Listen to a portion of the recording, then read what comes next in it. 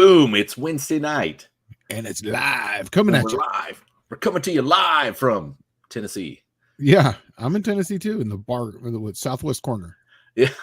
Well, normally I like to run down the list of people, but it looks like it's fairly short. Uncle Squirrel's here.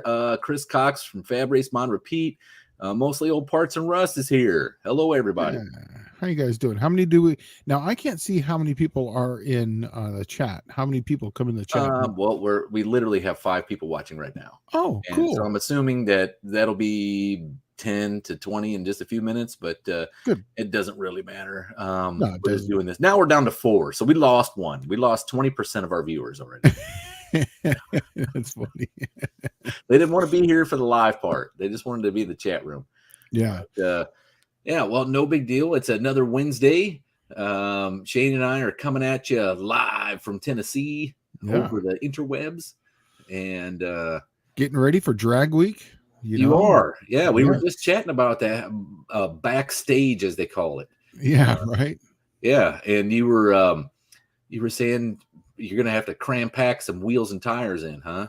Yeah. I have a friend named Dave. I don't want to say his last name, but it's Dave. I work with him, and he let me look at some tires. I haven't tried them on the car just yet, but they're 275 50 15s, and I don't think they're gonna fit. They're probably gonna hit they're gonna hit the springs. So yeah, and then I just need to get some actual tires.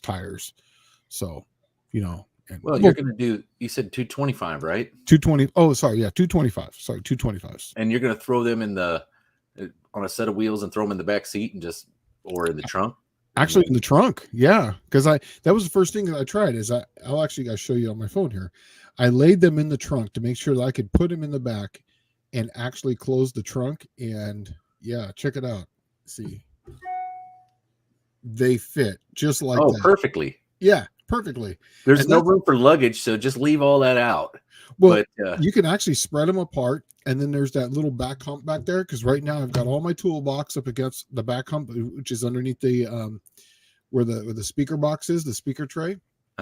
So I have all my spare tools, oil, and all that other stuff, and then underneath that, cheap aluminum jack. I sure do. I got one of those $100 jacks from Harbor Freight. That you only use once in a while, and they're like the perfect jack for the drag strip. It is perfect. Yeah. And then I'm charging up all my batteries right now for my Ryobi, impact gun, So yeah, it's going to be fun, and it's going to be me, my brother, and then my oldest. She's going to go too. So, sweet. Yeah. Yeah. It sounds like it's going to be a good time. So we're going to try you got a Mordor car, right? I got a Mordor, and it's a Slant 6. So we're going to, my goal is to get into the 16s with this thing, and continuously, and I'm going to try to get 22 miles to the gallon or better while doing it. And you should brag to everybody that you're running a solid lifter cam and you're not breaking springs. Oh yeah, no, and it's a hydraulic profile, like as far as camshaft, right, with solid lifters on it. I'm running 6 and 8 as far as my lash goes.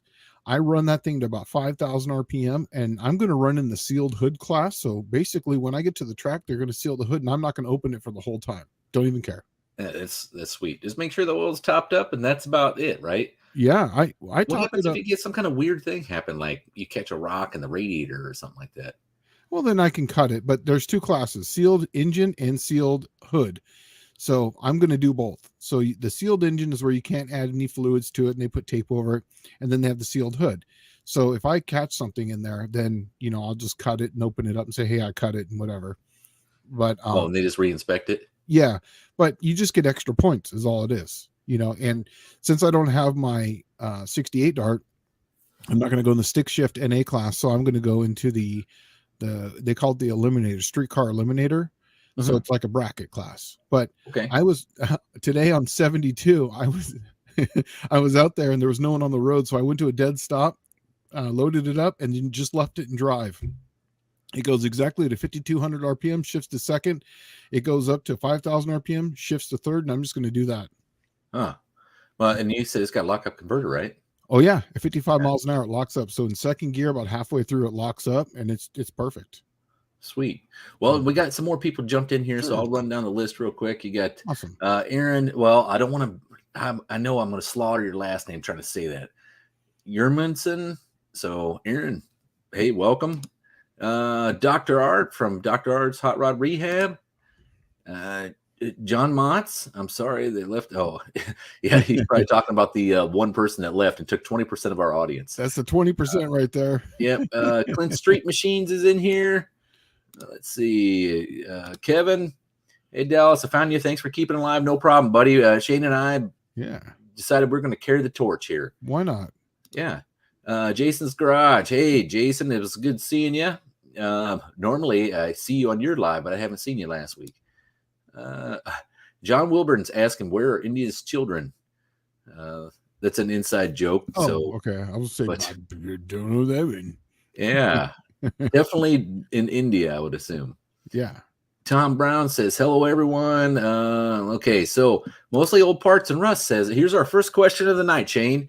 Okay, I have a question for the Cam Expert 368 cubic inch small block Mopar, trick flow heads, 11-to-1 compression, fuel injected street car that's fast, turbocharged, must be able to run on pump gas and E85.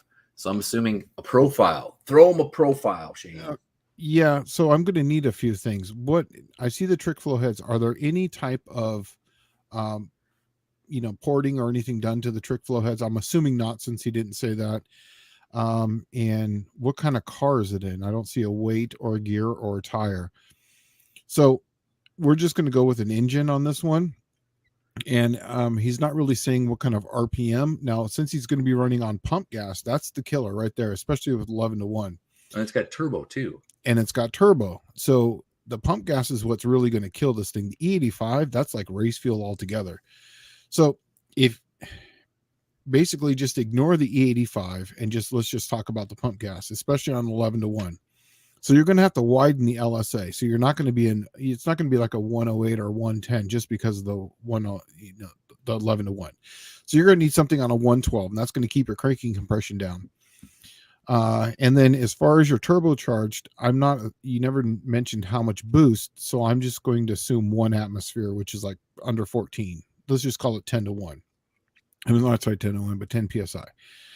So on a 368, and I'm assuming that you're going to be running at least a 4-inch downpipe, and you said fuel injection. So as far as an RPM, I would be somewhere in the 235 as far as duration on the exhaust, on the intake. Now, depending on how much boost you're going to run, that's where it's going to dictate how much split you're going to have. Typically, I like to see at least 10 to 15 degrees for something like this. So it would probably be, let's call it 235, 250. We can call it in 248. Let's put it on a 112. And as far as lift goes, lift really doesn't matter much. Just lift it to where especially with the turbo, just lift it to where the heads, stop flowing.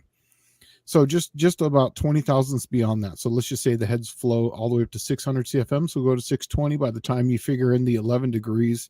I think it's 11 cosine of the lift, or is lift cosine 11 degrees. And I'll give you the actual lift of the lifter. You usually lose about, I think it's like 14 thousandths lift. That's why I tell people just go 20, because by the time you factor in deflection and so on and so forth. So yeah, that's what I would do. Somewhere in that, let's call it 235, 248 to 250 on the exhaust. Let's put it on a 112 LSA. Lift is not very important. Just go to, I see it down there. He's saying that all truck flows are CNC, 373 gears, 275 tires, 3,400 pounds at the line. And he's talking 20 to 25 PSI. That 20 to 25 PSI is what's going to kill you on pump gas. You're not going to be able to do that on pump gas. 14 maximum with that pump gas with that 11-to-1 is going to be about 10 PS. Let's call it 10 PSI. If you want to run 20, you're going to want to spread that a little bit more. So it would definitely be 235. Let's call that, let's call it 252, 253. And we'll still keep it on a 112. I like to tighten up the LSA, especially when it's a street car. So that way it spools up a little faster, give a little bit of overlap, and it'll clean out that cylinder. But to run 20 to 25 PSI, you're going to have to basically run the 20 PSI E85. I'll say when I'm doing 15 PSI, I'll be on E85. Yeah, exactly. Yeah. So Yeah, he's basically telling me exactly what I'm telling him. Right. So yes. So he's going to essentially do 2 tunes, one for pump gas, Yep. 10 psi and below, and then one for E85. So which would you recommend? The first camshaft profile you gave him then? The second one, because he's going to run 2025. If he was going to run up to 15 psi, which is 14.71 atmosphere, Right. that 248 on the exhaust would be fine. But since he's going to be running that 20 to 25 psi, what that's going to do is I'm assuming it's a single turbo. Oh, what's the what turbo is it? What's the millimeters on it?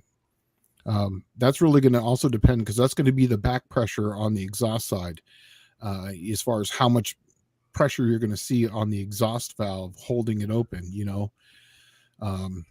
Once you start getting a 2-to-1 back pressure on there, that's when you really start buffeting the turbo. It's really not good. So I would be in the 252 for that, for the 2025. So 235, 252, 112 LSA. That's where I would be. Man, those turbo cams really favor the exhaust side, don't they? You have to. Yeah, you have to. Now, if it was a street car, what's funny is that and another cam company, they used to reverse them. So, but that brings the boost on really fast. If it wasn't something he wasn't going to be drag racing, but since you're going to be drag racing, you want to favor that exhaust. And the reason why you do that is you want to slow, because you're putting so much cylinder pressure in there. You want a slower exhaust. So you don't want to run the same profile intake and exhaust, and that's why you run so much duration, is because you slow down the master. So at 200.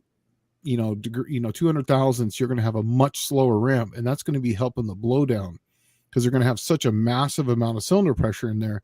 You're going to break rocker arms if you open it up too fast. So you want to be able to notch that thing open, help the blowdown, then open it up faster. So that's the why I tend to have such a big gap between those, is because you'll run a much faster ramp on the intake, but run a massively slower ramp on the exhaust. Sweet. I'm glad we got real cam engineer in here. I would have been like, oh, nah, just run a comp 268H. You'll be fine. Yeah, no. I would have never said that. I would not have been able to put in my mouth. So if I had to guesstimate power for something like that, because I've done a few cams for people like that. They're in the 20. There you go. He's saying it's probably an S385 to S400 turbo, looking for about 1,000 horsepower, one on a kill. Yeah, that sounds about right. I was going to say between 900 to 1,000 horsepower with that type of deal, because you figure that cam with those heads would make an easy, 400 horsepower to 450 horse easily, right?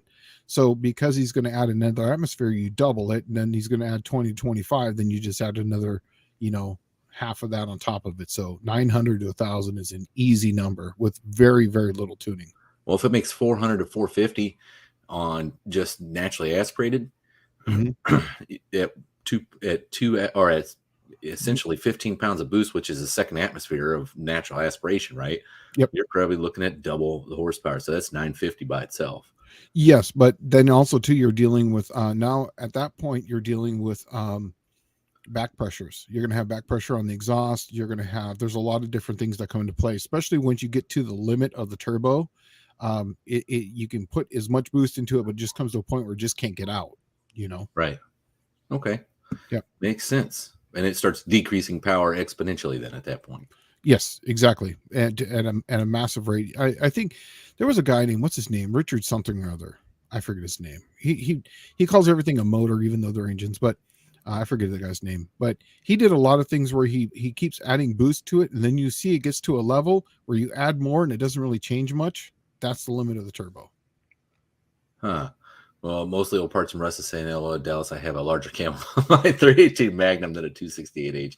I was just joking about that because I had no idea. That's why we got Shane on here. He is Mr. Camshaft. Yeah, that's kind of what I did. So yeah, then you get mostly old parts and Russ says I'm also non-intercooled. So that'll make probably a big difference, and you want to probably lose some more of that cylinder pressure. No, with the E85 won't make any difference at all. Oh, really? Because you're using so much fuel and it has such an evaporation rate, but it's really going to kill on the. You're really not going to be able to run 15 pounds with the pump gas. That's where you're going to have a real problem, unless you run some sort of methanol injection. Oh yeah, Richard Holdner. That's what I was going to say. Everybody's filling you in here. Richard Holdner. Yeah, But, that's the guy's yeah, name. he does that too. Well, I call him a motor as well, but Yeah, it is an engine. So, and motors Uncle are electric. Squirrel's in the show. He's dropping some squirrels on us, some squirrel bombs. Is that what that is? Those two little squares? Those are 2 little squirrels. Yeah. Oh, But, squares. well, I did a lot of stuff this week, man. I got Sure. I had to take 2 mowers and make one, so I had one good mower. I've done that. I did that in California. Yeah. Did you? Yeah. Yeah, I just didn't want to drop $500 on a mower when I could get back. Mine has this nice little Honda engine on it, but the frame was just falling apart. Yeah. And so I found another mower for $0. It was virtually the same frame, but it was one of those self-drive. So now I'm kind of stuck having to find an adapter. Oh, not an adapter. I just need to find a different blade drive assembly on it that's an inch deeper. But yeah, let's see. Mostly old Parts and Rust is saying I run 20 psi with the GT45 on my 318 Magnum. Yeah. 318 Magnums. The Magnum block is a phenomenal block, especially a 318. I prefer a Magnum block. You know, I have a sonic checker, and I when I left California, I don't know where it happened to it, but I used to go to the wrecking yard and I would sonic check blocks. So I have this massive, record of what the blocks actually are. And the 87s seem to always, in the 88s, those were kind of the pre-Magnum ones. They were kind of like hydraulic roller, but not really Magnums. And then in the 1990s, man, the 318 Magnum is a phenomenal engine. I have 3 of them in the garage right now, like the blue one, like I gave you. I have 3 of those in there, and I just don't know what I'm going to do with them. I might rebuild them and throw like 150 shot to them and just let them eat, I bet they'd be fun. Oh, those yeah. things were, you didn't see them big on the nitrous in the early 2000s when those things were like, they were plentiful in the wrecking yard. That's when the Magnums, and especially those roller cam LAs started hitting it hard in the junkyard early 2000s. And I've never seen anybody really spray one of them. The junkyard jet cats are going to spray one. Daddy's Money Garage. Yeah. At their 360 and their Valiant, they're going to spray the beans out of that one. So, well, here, Tom Brown saying, speaking of favoring the exhaust side, I always wanted to do a turbo reverse flow engine in through the exhaust valve and out through the intake valve with the reverse cam profile. Could get fun. Yeah. We when I was at the other company, Crower, he did that. There was actually a few engines that he had there that they reversed it, and he did like an 8-to-1 exhaust. And then he, coming out through that, and then he ran into a turbo, and I'm not really sure if he put it on the dyno or not, but yeah, that was really big to run it through like that. They run like a Weber or something like that, like a side draft Weber into the exhaust side.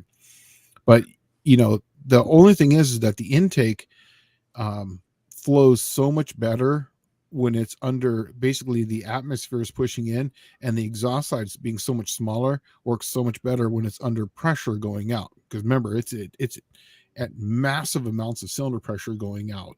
So it would be hard to, and it doesn't really suck. It would be hard for the atmosphere to push through the exhaust side because there's not much flow rate there. Well, I remember seeing this before with superchargers on nailheads. They used to do this on nailhead Buicks because they breathe so poorly, right? That they tried forcing it in through the exhaust side, and it technically worked about the same, or if not better. But that's just because I think both valves were small. Yeah, and the runners were just horrible. Yeah, exactly. All right. So Clint Street Machines, I have a 101 question that will make me look stupid. Is there a difference in vacuum at idle between hydraulic or solid lifters? No. Obviously the profiles are going to be slightly different. So like if you have, let's just say a 225 duration with the hydraulic, let's just say everything being the same, but 2 different profiles. Now the solid lifter, say you lash it at 20 thousandths, even though at 50 it's 20,000 at 220, it's going to be a different number because you've got 20 thousandths to lash there. So it's not really going to actually touch and open the valve until it's already 20 thousandths. So even though they move much faster, it's still going to be a slightly smaller cam. So to get apples to apples, you would need a 220 with a hydraulic, and let's call it, depending on your ramp rates, I mean, there's so many variables, but you would need like say 225, 226 on a solid to get about the same duration at 50, 60, 70, as far as let's just call it at lift at 100 thousandths at the valve. but they should run the same vacuum because the engine doesn't understand anything more than valve open, valve closed. As long as it's opening at the same time, it doesn't care. And you have the proper camshaft in it. Yeah, as long as the proper camshafts in it. So Clint's saying he's asking because of Rhodes lifters. Now, Rhodes lifters are a completely different situation because what it's doing, it's actually modifying the camshaft profile based on engine RPM, right? Yeah. So the lifter itself, a hydraulic lifter, acts as like a shock absorber somewhat, right? Well, Rhodes, when they drilled out the passages in there, made that much more pronounced. Yes, basically it will bleed it down so it's a smaller cam, and then as the RPMs come up, it basically checks the actual ball in there. So it feeds more oil than it can disperse. Yeah. So a hydraulic lifter does nothing more than all it does is take the slack up. It doesn't compress or anything like that, only when there's no oil pressure going to it. You have a low pressure side chamber in the hydraulic lifter and then a high pressure chamber. And then when the check ball, when the push rod's pushing down on it, it will not bleed off because of that check ball. Because remember, this is going really fast. So all it's doing is taking the slack up. What the Rhodes does is it allows bleed off. So you run a massively huge camshaft, it will bleed itself off, and you run heavier springs, it'll bleed itself off. So let's just say you're running a 250, 260 on a 110. With a Rhodes lifter, and let's just say you're at 20 thousandths of preload on the intake and say 30 on the exhaust, when you start it up, it's actually going to be down all the way down to 220. But here's the thing about the Rhodes lifters is you have to test with them. You have to change them 10 thousandths each time on the exhaust, on the intake, go down till you find the maximum amount of RPM as far as where it's starting. And then you got to play with the exhaust. There's not just a one size fits all on those. They constantly are changing. So you got to put them on a dyno and play with them, or take them to the track and just start doing 330 times. What is it? And that's all lash adjustments? Yes, exactly. Because you got to find out where, because they are designed for massive bleed off. So you got to find out where that bleed off is happening for yours. And it goes on viscosity of the oil, the temperature of the oil, and your spring pressure and your spring rate, essentially. So if you're running a Buick or a Mopar, you're pretty much screwed trying to do those. Pretty much. Yeah. Yeah. Rhodes lifters came about like in the 70s when they started mandating engine vacuum for certain classes. That's right. Especially stock car guys, right? Stock car guys were mandated, like say it had to pull 15 inches of vacuum at idle. That's right. Well, it's hard to do that with a rowdy camshaft. But these guys, they kind of worked their way around it, and they made these bleed down lifters. And you could run a much bigger camshaft profile than what you would have previously been able to run without bleed down lifters. And it would pull that 15 inches of vacuum. But then once you get the RPM up and the oil, the oil passage near the lifter fills the lifter with more oil than it can handle, right? That stopped happening. And it kind of is like, I guess it would be the variable valve timing before there was variable valve timing is what exactly it is. It's the mechanical version, before they actually had a mechanical version of it. All right. All right. Let's see here. And then there's a few people talking about the 28-10-5 class at the No Name Nationals. There's 7 spots left, and mostly old Parts and Rust is asking, is there even going to be a class with only 9 participants? I'm sure we're going to fill up the other 7 spots. If not, we'll just put out a call and have to let some people in if they want a full field. But I don't know. We'll see what happens with it. There's still a couple weeks to go, and we're not even there yet. So, yeah. Oh, okay. So Clint says, thanks for clearing that up. No problem. That's what we're here for. That's the point. We got 34 folks watching now. So throw some questions out there. So Shane and I have something to meander on about, or else we're just going to start talking about the good old days and eating carne asada burritos and visiting Snyder Cams on Marina Boulevard in San Diego. And, well, I do want to talk about something since there's only a limited amount of people in here. We'll talk about the little thing I dropped this week, man. We already almost sold out this thing. This is a Slant 6 one piece, a load spreader for the valve cover. And I made 10 of them thinking that, it'd take me, a few months to sell them all. I got to tell you, we sold 5 the first day, And then the wife just sold 2 more, plus we have 2, so we only have 1 left now. That's it. Sweet. Yeah, Those went fast, huh? They went fast. I knew there was a market for it because, you know, it's kind of a thing. You know, it's ever since it became my daily driver. The worst is when I was adjusting the valves every Saturday. I had to do it because I didn't have the lock nut on it. Then I came up with the lock nut. Then I was doing it every oil change. And then, you know, when I'm doing 250 miles a week on that Slant 6, I was doing about every month and a half. You know what I mean? I was doing an oil change on that thing. So then it got to a point where the valve cover would just start leaking because you do one oil change on it, and then by the time you get to the next one, that valve cover is just pissing fluid. And it's always in that back corner because the deck is up so high, there's nowhere for the oil to go. It just pools up right there, and it just sits and it'll weep through as it just, there's no drain back right there. Oh, and is it quart gasket? And it's a quart gasket, exactly. Yeah. And because of the corner right here, this corner right here, this is the back corner that sits right here, and then the bolt's way over here, and this whole corner basically just pools up with oil and it just sits there. And I was like, man, if I could only just get that corner, you know, somehow to make something so that way that doesn't pool up there and it just puts even pressure. So I'm going to make a little video on how to put these things on, because we're going to be sending a couple of these things out pretty soon. And I did on mine where I just basically take a ball peen heavy. You have a heavy one and a light one.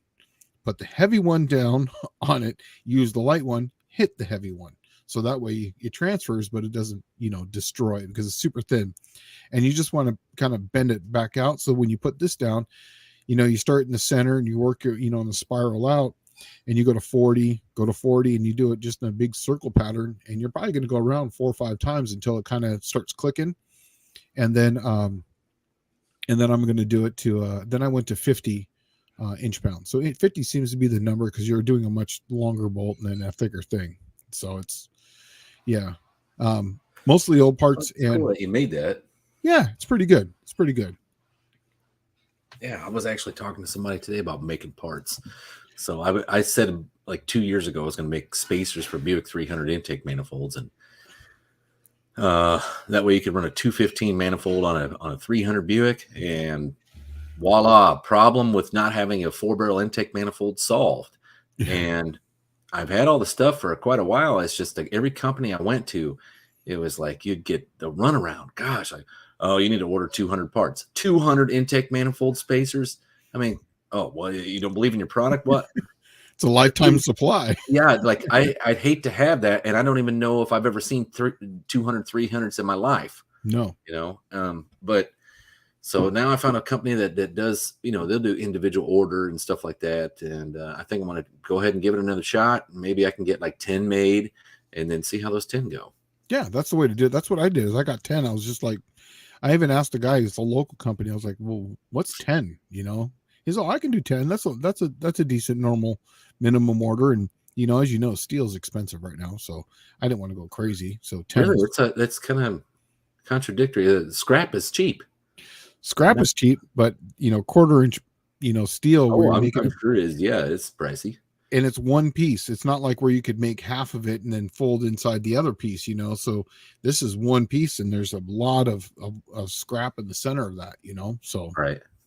But I wanted a one piece. That was the whole point. You know, I didn't want to have a 2-piece put together thing that would not spread the load. I wanted an even spread, and, you know, and I don't know. It's a niche market, so it is what it is. Well, mostly Old Parts and Rust is asking, Shane, are you going to be doing these for small blocks and big block Dodge? Absolutely. Already working on it. Well, sweet, man. Mm-hmm. There you go. You're doing all the blueprints and all that yippity stuff. You got it. I've got a valve cover. Now, what I'm doing it for is for people like me who like to run stock valve covers. I just love the look of a stock engine with, you know, like race car engine with stock valve covers, you know, if you can. I'm even going to start to make a little bit of spacers if you can. So that way you can run a stock valve cover, even if you got aftermarket rock arms, and then you can paint it and hide it. I love that shit. That's awesome. That's what I did on my super stock Buick was I cut the base off of a 300 and I cut the base off of a 350 Buick and I welded it to the top of a 300 valve cover, and I raised it an inch right? Yep. So that way you could, if you wanted to run roller rockers, you could. It gave me all the room in the world, but it looks like a stock factory valve cover until you get up close and you're like, what's this surgery line? That's the line that lets you know that there's something serious under there. That's right. Yes. But I Exactly. do love stock valve cover look on stuff, especially when the motor is hairy. Yes, that's the thing too, is you look at it, the first thing people used to do back in my day was Moroso valve cover. You got the Moroso air cleaner. You remember that? Oh, It yeah. was like the big Moroso sticker. And I was just like, yeah, it's not really my thing, I always just like the factory valve cover with the factory clips and the wires going through it. But that thing just hauls ass. I think And that's where I've always liked it. We talked about this last week. Yep. The sleeper look. The sleeper look is factory valve cover look, right? I mean, that's right. you open the hood and you're like, oh, yep, that's the stock 305. Nobody else in their right mind would use stock Chevrolet valve covers and paint the motor blue. That's corporate ugly 305. Okay. And then you get your doors caved in by the corporate ugly 305 that's actually 427 cubic inch, and it's got cast iron heads on it just for the purpose of caving your doors in. But yeah, that's the kind of stuff I love. All right. Yeah. So all thrust, no rudder says, were the load spreaders water jetted? Absolutely. Yes, 100%. You can see, look at the edge. Let's see. Right there. It's water jet, and it's awesome. It's a nice clean edge, and it's totally, I mean, this thing's not been cleaned up, and there's no rib on it. So yes, water jetted. Spitching. Plasma cut always leaves a little edge on it. That's why I went water jet. So yes. Mostly parts and rust is saying, Shane, you should look at send for cutting those out. Maybe an option. Already did. I already have. Yeah. Hey, did you get your shipping situation resolved with those? Still working on that, but yes, we're going to be going with the I think it's USPS and doing the tube thing. So I think that's the option. Sweet, that's good. Yeah, it worked out for you. I'm glad it worked out for you. Oh, Jonathan Couchy says, how the heck am I supposed to get my brake lines not to leak? I'm double flaring them, and there is just one coupler that won't stop leaking. I've done it at least 10 times on the same one. Oh, man. You know what? I'll tell you what I think it probably is right away. Flaring tools are there's like flaring tools, and then there's flaring tools. That's correct. There's the one that you buy at AutoZone. High-end good flaring tools and get the damn flare to actually work right. I have never had any luck with flaring stuff. I will go out of my way to not flare anything. I will buy extra long and add a loop just so I don't have to flare the damn thing. I'm still with you. I have the cheap AutoZone, single flare. I've got the double flare, the one where you pop it up and you go. They just, no matter what you do, it leaks. So I go out of my way just like you. I'll buy a longer. I will even buy a shorter one and buy the double, the coupler, and then put another shorter one on, just hide it, So well, I tell you what I did with the lemons, the Mercedes with the Buick power in it. It had ABS on it. We had removed the ABS. And this is the first time I'd ever worked on a Mercedes in my life. And you pull the brake lines apart and you're like, what in the world kind of flare is this? It's an opposite flare. It's a bubble flare. That's right. I'd never seen anything like that in my life. And so we're looking around for a tool that can do bubble flaring. And it's like, oh my God, $280 for a tool that can do a bubble flare. I mean, and then it's probably just like a regular double flare where when you're done with it, you just want to impale yourself with it because it doesn't work. Right? And then you spent $280 on a tool. Yeah, and so I looked around and I found some steel compression fittings that actually fit those lines. Perfect. And they're meant for a standard version of those lines, but it was literally like 1,000th difference. And I thought, all right, well, these brass couplers, for these steel flare fittings, they have to compress an extra 1,000th. There's got to be leeway in there, right? Yeah. And we put it all on there and tightened it up, and it hasn't leaked yet. But we haven't also went and beat on it. I drove it around the block, and it only made it halfway. And yeah. But well, I was going to ask Jonathan one question real quick. Is it the same flare that you're trying to screw to? Because I've had that problem also. Is that the the inverted flare that you're trying to screw to on this thing, I've had a nick on that brass, and I thought it was my flare, but it was actually the piece I was screwing it to, and it was on a master cylinder. It was actually on my Dart, my 66. Remember when I told you my master cylinder went out? I was staging in the final round, a second semifinals at Wild Horse Pass, and this was in the Heritage Series. And I pushed the brake, and I held the line lock. I did my burnout, and I didn't release the button, and I started to roll. And I was like, oh, okay, you know, I just didn't hit it hard enough. As I'm rolling up the stage, I pushed the brake in, and I watched the fluid come through onto my foot. I'm rolling up the stage, right? I'm like, oh man, I have it in first gear. I'm using my e-brake. Please don't do what I'm telling you to do at all. But I was like, I'm just going to do this. I used the e-brake to stage. Then I hit the trans brake, and then I launched. Wham! And my dial-in was 10:02. Now the car was much faster than that, but I was letting it off at the second cone. So I'm going down. I let off at the second cone. I'm slowing down, and if you ever been to Wild Horse Pass, it's a end of a NASCAR track or end of a road race. So it's a nice gradual bank to the left, and it progressively gets tighter and tighter and tighter. So I'm doing about 140 miles an hour at the end. I hit the brakes, and it goes right to the floor. I'm pumping it up, and it's slowly slowing me down. I downshift a second, which you're not supposed to do in a drag car with slicks and bias ply up front, but I had to downshift. I go into that corner in a drag car, that 66, at about 85 miles an hour, and I started pulling the e-brake, and I barely made it around that turn. I won that round, and then when I had to go into the final round with the same situation, knowing full well that I was going to go up there with no brakes, I filled it up with fluid, and I did the exact same thing, and I went out. I broke out. When I went up to the line to hit the brakes, I rolled through, double bulbed him, and then he automatically won because I couldn't hold it with the e-brake. So that was my little story with the brake fluids. Well, Tom Brown here, and to give you a little backstory, he's the one that sent me the 68 Buick 350 cam, I think. Oh, okay. He says from last week, he did this. He asked us a question about his dwell being so high, right? Mm-hmm. So last week, an issue on my 68 Buick 350, my cam is a TA 248 88H, lift 480 on both. Duration, intake is 284 and exhaust is 288, 110 LSA. Tried new points, ran worse. Filed old ones, still at 42 degrees of dwell. That's weird. I'm wondering if there's something else wrong here. Yeah, that I would say it almost sounds like a coil at that point because it's got to store up so much energy to jump that gap, or even the condenser. Well, he said when he tried new points, it ran worse. If anything, it would have ran the same. Could be, yeah. So I'm kind of wondering if it's something like, I wonder if the rubbing block is worn down on it, or could be if your coil is bad, like Shane's saying, or it's got a bad ground. Yeah. And it's got to jump 2 gaps, essentially, right? Yeah. Or the coil itself is bad and it can't produce enough spark energy.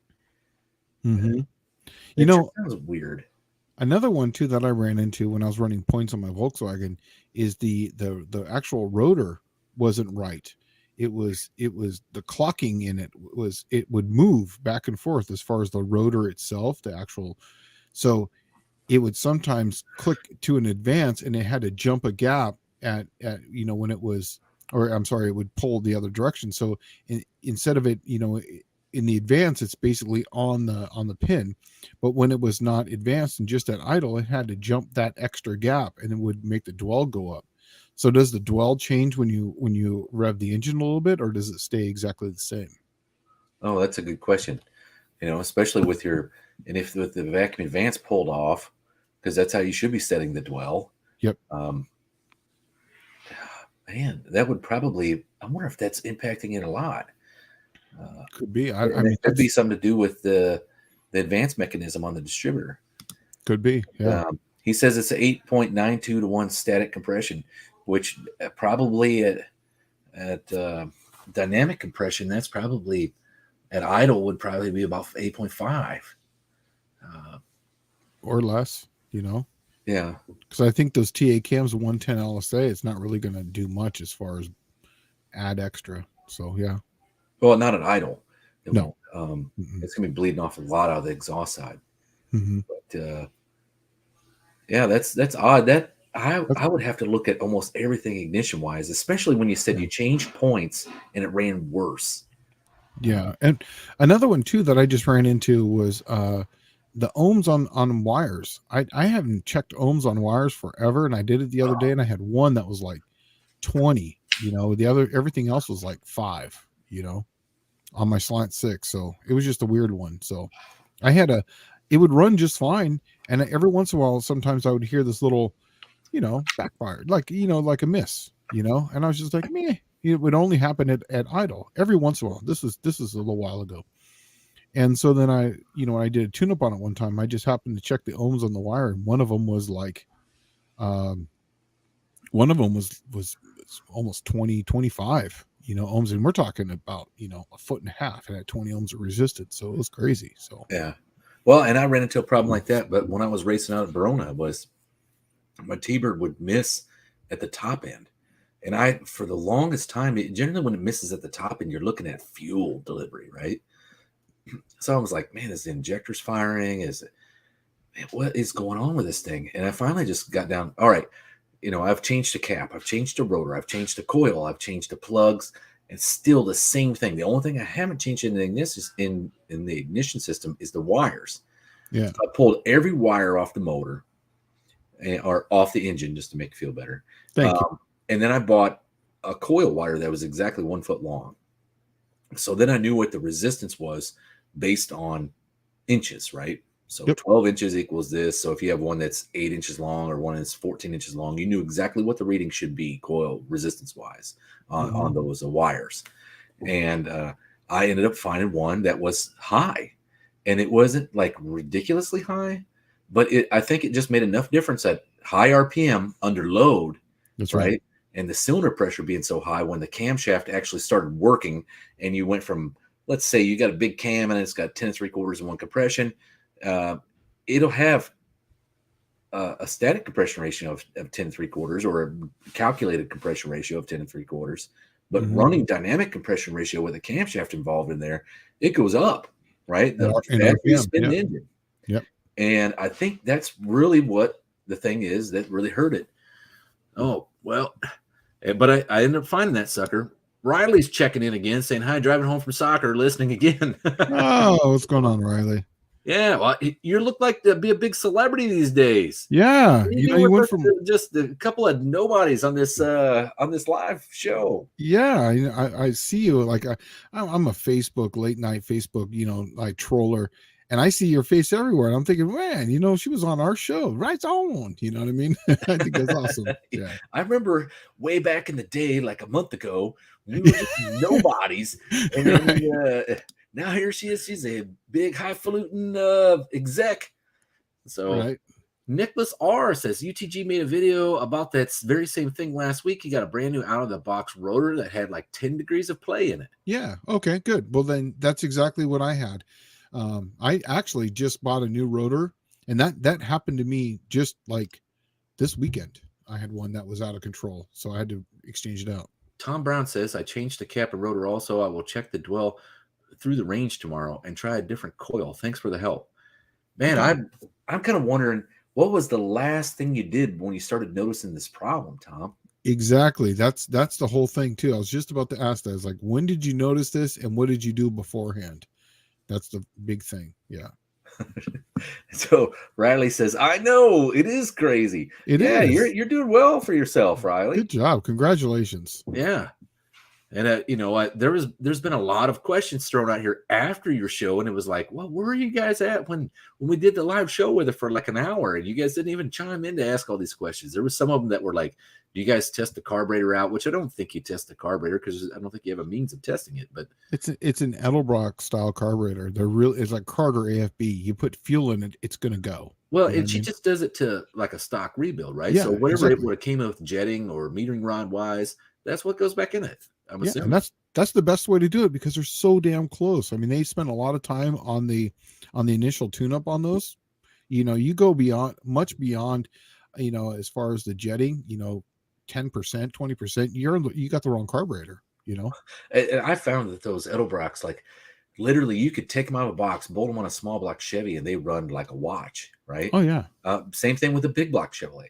Man, Mhm. you put them on something that needs different fuel requirements, and it's like, What do I do? yeah, I know. Like, geez, I don't even know where to start right now. Well, that's And why I've always told people when I used to tune cars, it's like, what's your game with this? Are you going to drive this? Then let's just get a Edelbrock. Are you going to race this? And this is something you're going to tune to get, you know, a certain number. Let's get a Holly. You know what I mean? At that time, that was the two. If you were going to street race it, an Edelbrock is really good. You can put it on there. They don't leak. They can sit for a year, and you put fuel in it, it's going to fire right back up. yeah, I have seen though that when the methanol came out, it used to do a number on those carburetors if they sat for a long time. Yeah. It's actually doing the same thing on mine right now. You know, on mine is the actual the plunger for the accelerator pump. That thing, you know, with the ethanol in the fuel, I always carry a spare one of those because that thing will just deteriorate. It seems like, and it gets all wavy, you know. So Riley checked in and said, yes, back to original. We checked the squirters and floats. Other than that, they are really close out of the box. Yeah, and that's what I kind of figured when you're doing bulk rebuild stuff like this. And people were asking, it's like, do they check it on an engine? Well, I doubt she's got 1,000 engines laying around that just need a carburetor on them, you know, to check all these things. That'd be kind of ridiculous. And once you do a few hundred of them, which I'm assuming she's probably already surpassed that. She's still, I'm sure it's like 1,000. Yeah, you know, once you get to that number, because you know I did the same thing. I would rebuild carburetors, and I still do.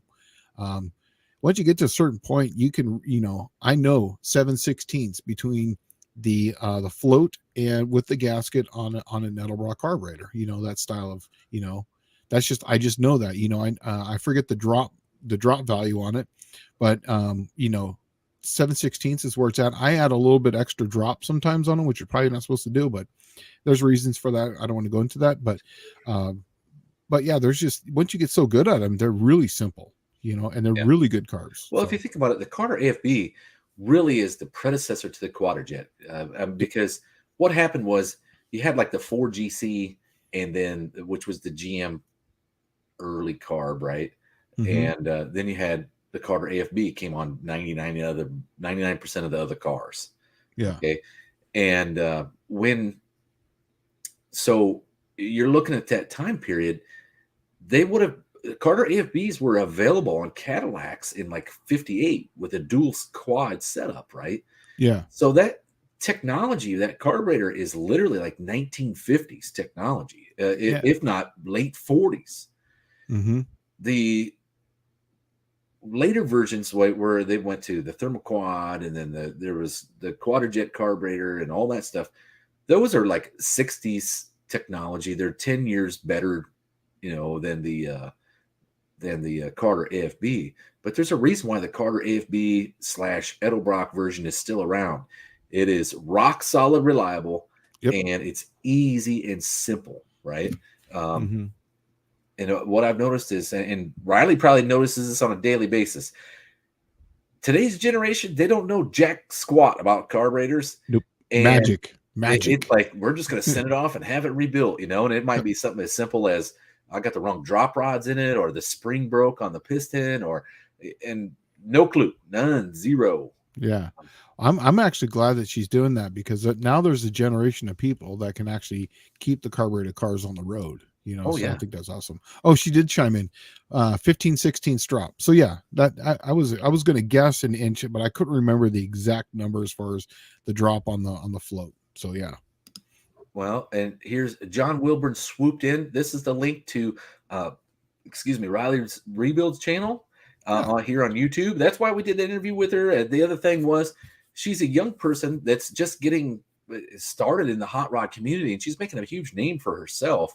As being probably the youngest person that I know of that's rebuilding carburetors. I mean, if you think about it, she's when we did the interview, I think she's 17.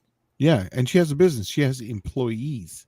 You know, and her mom says that she's the greatest boss.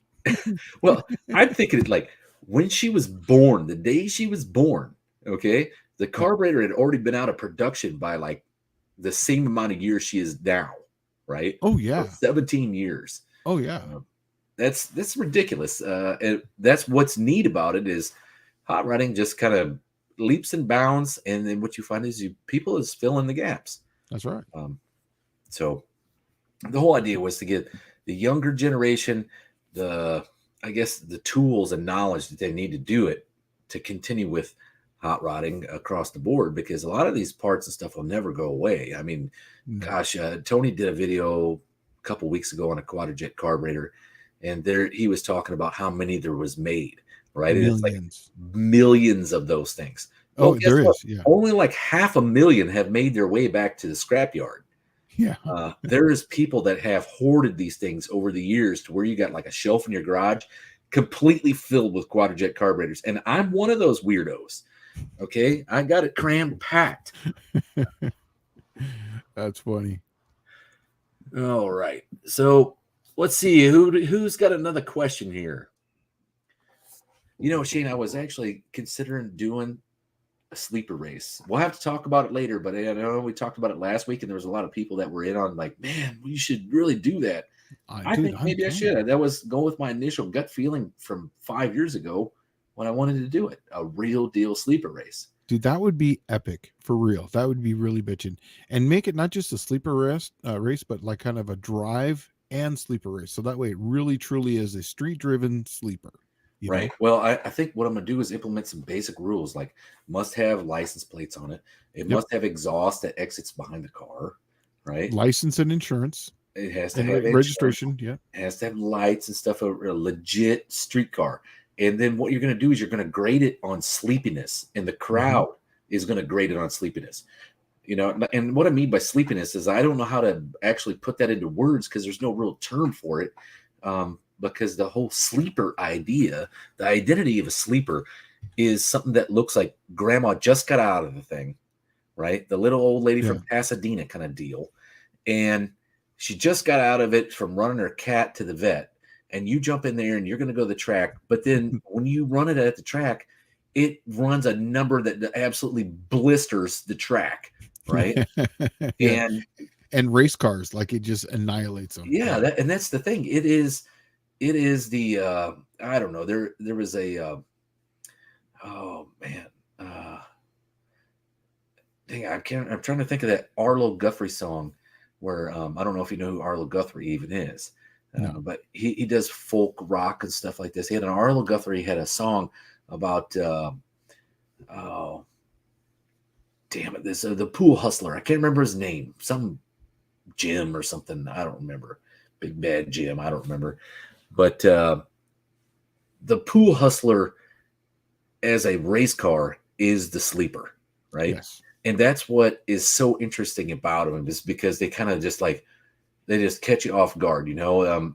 I'm sure everybody's seen the video of there's a Chrysler minivan running around with a 2.2 turbo that's out of like a GLH. And the minivan is basically the same chassis as the GLH Omni, right? Yep. And that was where Chrysler got ahead of the game, because they literally were pooping out like these little K cars all over the place. And when they dreamt up the minivan, it's literally based on the same platform, same chassis, same suspension. And it's genius, in my opinion, for mass production, right? And they also come all-wheel drive. Well, that 2.2 turbo one ran like a 1140 or something, and it was like, what in the world? I remember seeing those minivans, and there was nothing that ran like that. Well, come to find out, that was actually a factory option in some of those years of those minivans. Look at the GLH motor. Yeah, there was a kid at school. He had one, and it was a 2.2 turbo. It was all-wheel drive and a stick shift in a minivan. Let's see. Jason Fitch says sleeper needs to look like grandma just parked it, but there's a Platinum Summit credit card hanging from the rear view mirror. Right. Yeah, but I think that's. Oh, there you go. Riley said, "Don't mess around with Slim." My dad is singing it. Yes, that's it. Oh, is it Jim Croce? Oh, okay. It was Jim Croce that sang it. I was wrong. I thought it was Arlo Guthrie, but it's Jim Croce sang it. And it's a Bad Leroy Brown. That is such an epic song because it's like it talks about this guy who's a pool hustler, right? And he goes to this small town and hustles these guys. And he goes back to his hometown, and one of those guys comes up, and his name is Slim, right? Don't mess around with Slim. Slim comes up and he's looking for this big dude, and they're talking about in the song how big this guy is, and they shot him and stabbed him, beat the crap out of him because he's dang near hustled everybody in the town. Yeah. And when he went to that one town, that guy was going to go get his money back. Leroy Brown, that's it, Bad Leroy Brown. So I think I've heard it. I'd have to check it out. Yeah, I'm getting into that folk 70s stuff, man, because those guys are epic storytellers. That's what's good about the song is James Taylor's my favorite. James Taylor. Mm-hmm.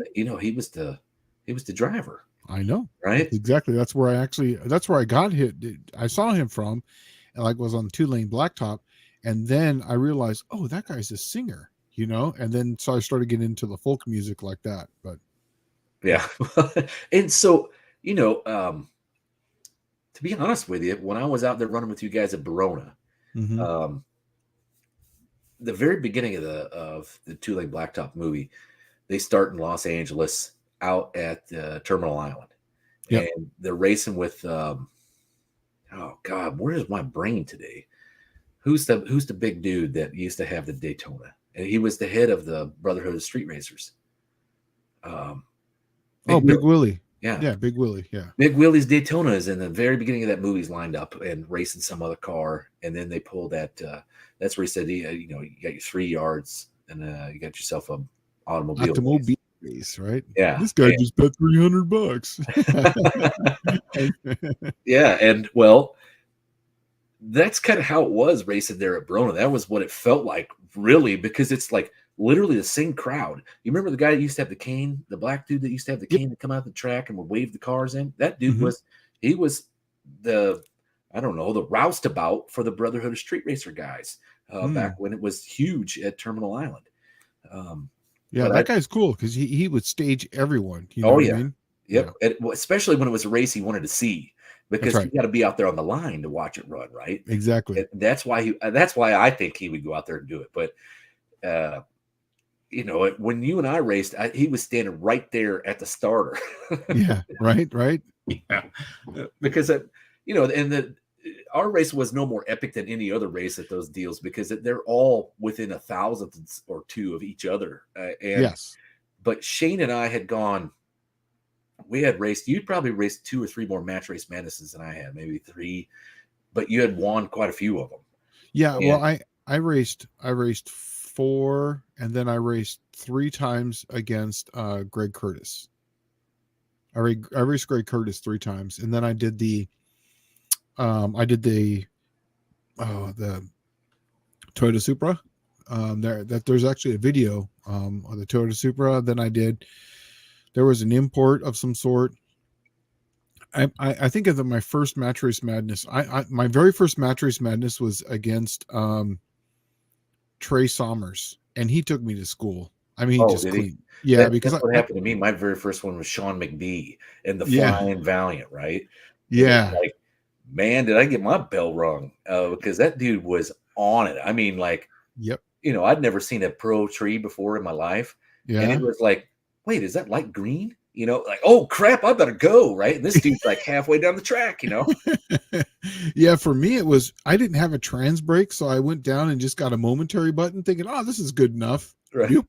Not even close. I had the same thing. I had the poor man's trans brake, right? Where I had the 2-step set up on a relay. And then when I went to race you, I was looking at relay changeover rates, right? So you're looking at 2,500 thousandths of a second for a relay changeover rate. Yeah. But I found out that it's even faster with a solid state relay. So I put a solid state relay in that sucker, and I rewired the relay to make it work. And the solid state relay was like a changeover of like 1 bazillionth of a second. I mean, there was like not even a number measurable, right? Yeah. Like microseconds. And it made no difference. The car was still slow. Train brake makes all the difference in the world when you're doing that stuff. Yeah, what really changed my trans brake is putting the cow tracks on it. When I had the pinion snubber on it, it would hit that pinion snubber so hard, the car was actually even slower than foot braking it, because it would unload the tires. yeah, basically it would, because when you're foot braking it, it would load up pinion snubber and it would take all the slack out of it. So then just the last little bit would shove the tire in the ground. But when you would trans brake with the pinion snubber, it would hit it so hard the car would like bounce and it would unload it, and it just didn't know what to do. Yeah. Yeah, I spent weeks out there just playing with rear suspension, drop it down one turn, see what it does. Take out some coil, or not the coil. Take out some shock and see what it would do. How would it react? Would it hit harder? And I would just look at the 60 footers, and I would just do test after test after test on the 60 footers. And then when I kind of got it dialed in, then I'd let it eat the whole way down, and then you'd have a whole new bucket of problems, right? Because it started unloading the tires in second gear, and it didn't have the squat to put. Oh man, what a mess! But I ended up getting it dialed in, and man, the car picked up a lot. Well, to get back to our chat here, Sure. Anarchy is Freedom is saying the other guy, which he's talking about in the blue two-lane blacktop, was the singer too, the Beach Boys. That's Brian Wilson, right? Yeah. And Brian Wilson, right? Yeah, he. I can't remember. It was Brian Wilson lost his mind like shortly after that movie, within probably like a year. Oh, is that what happened? Yeah. Yeah, I don't know what actually happened. I don't know if he ended up committing suicide or whatever, but I know that that's where he lost his mind. It was right after, I want to say right after Pet Sounds came out.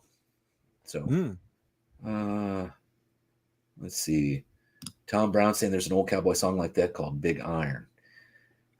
Let's see what we can catch up here with some Mopar Man 1978. It's Slant Daily Garage. So what do you think of the Valiant I picked up? I think that's the one that you posted on YouTube, or is it the one they posted on Facebook? I remember looking at one, and I think it was really bitching. I believe so. Oh, he's saying Dennis Wilson from the Beach Boys. I thought it was Brian Wilson. No, it's Dennis Wilson. Yeah, I knew what you meant. Yeah. Okay, I'm sorry. I screwed that all up. I'm sorry, everybody. Yeah. I screwed that up. Yeah. My wife is really big into the Valiants. She loves the Valiants. But yes, I do. If that's the same one, I think I remember it. It was the Slant 6 Valiant that you picked up. That thing was pretty bitching. I see so many of those things. I go cruising through all the Slant 6 pages, and I just look at it and drool over everybody else's cars. I think it's awesome. I was looking at Slant 6 page today because I subscribed to a lot of them when we did the Slanted Nationals. Yep. Right, so I could promote it around. And Ryan Peterson put up some pictures of his Valiant today, and it's like it made me think about that Slant 6 race. And the turnout, we had 100% chance of rain the day of the event. Right. And literally nobody came. Right. But there was, of the people that did come, there was probably 20 cars? 20 yeah. Maybe. Man, it was the most epic fun time I ever had at a track. Everybody brought alcohol from wherever they were from. We all just kind of hung around in the rain. It didn't rain while we raced. It literally rained from 2 to 4 in the morning or something like that. Yeah, gnarly too, like gnarly. Yeah, big time. But that 100% chance of rain ruined the event, because that's what they normally say is the weather prediction is actually worse than the weather itself. And that's exactly what happened. Is it hurt us just for turnout for that. But man, the 20 guys that came were hardcore, and it was a good time. You missed out. You did miss out. That was a lot of fun. That was good. Let's see. Mopar Man 1978 saying the Beach Boys sang about a Mopar 413. Yeah. And Max Wedge, right? That's right. But the 413s really dig in, and that was awesome. Oh, Dennis Wilson died in 83. Who died in? I thought it was Brian Wilson was one of them that died. I may be wrong. I'll have to look that up. Now you got me wondering. Right after Pet Sounds. All right. So Art Jones is out of here. Have a good night. Have a good night. See you next week. Yep, we'll be back on next week, normal time and a normal bat channel. I'll be on drag week, so I won't have my nice camera and my nice background, so I won't be in my studio. I will basically just be on my laptop, but I'll bring my microphone and my headphones. So, but I'm going to try to click in as long as I'm at my hotel at that time. 7, I'll be there. Yeah, bring your light too. I'm telling you, that makes all the difference in the world. Oh yeah, I'll bring that. I've got it like reflecting everywhere here. So, Old Part Man 1978 said just got a good set of 65 Plymouth dog dish hubcaps from UPS today from eBay. Nice. eBay's still a good place to score stuff that's hard to find. I'm telling you, man. I just, my trailer, the little rubber dust caps that go in the center, so you pull them out, and that way you can grease the you get your bearing buddies. Yep, exactly. Do you know that no one, even Tractor Supply Company out here, you figure that would be the biggest thing out here. I couldn't find them at Tractor Supply, O'Reilly's, at any trailer shop, but Amazon and eBay had them. You could buy them 10 for $5. When in California, I bought them at Tractor Supply for $1.99 each. Huh. I couldn't believe that. I even told my wife, I gave her one. I said, here, take this down to Tractor Supply. They've got them on the shelf. Just hand them this and say, I need one of these. No, they don't have them in stock, which is weird. So, but yes, I agree. eBay and Amazon. Absolutely. Clint Street Machines is saying, it is. I got a beautiful Mallard dual point from eBay recently. Me too, man. And you saw the video. Actually, it wasn't on eBay, though. I didn't get that one on eBay. I got a clunkety turd off of eBay that I couldn't set the points on. I was wondering, why is this so damn hard? Because I was putting a feeler gauge in them and just set it. And I'm like, okay, that's going to be good enough to run. It wouldn't even run on the start stand. And it's because it was actually missing the screws that hold the points down when you adjust them to set them. And I didn't, this is the first one I ever owned. I didn't know what right looked like. So I'm just looking at it like, oh, yeah, well, I can just back the screw off and set the points. Well, what it would do is it depended which side of the spring it was moving, because it could actually move both sides of the spring on the points instead of one being locked down. And when you take the feeler gauge out, it would close the gap or it would be too much. And that's why it just ran like crap. So now I got one that's top notch. But it's awesome. Yeah. Let's see. I had a dual point in my Volkswagen, and then I kept because Volkswagen, I'd rev that thing like 9,500 before I'd shift, and yeah, it was awesome, but it would float the valve. So I went to the Mallory Unilite distributor. Remember, it had that little plastic piece that went in there. It had little windows in it. Yeah. Well, the Unilites, they actually worked good, but they were the first ones I ever seen that were like literally driving down the road and just like you turn the ignition off. Exactly. You had to keep a whole like it was like a laser eye sensor.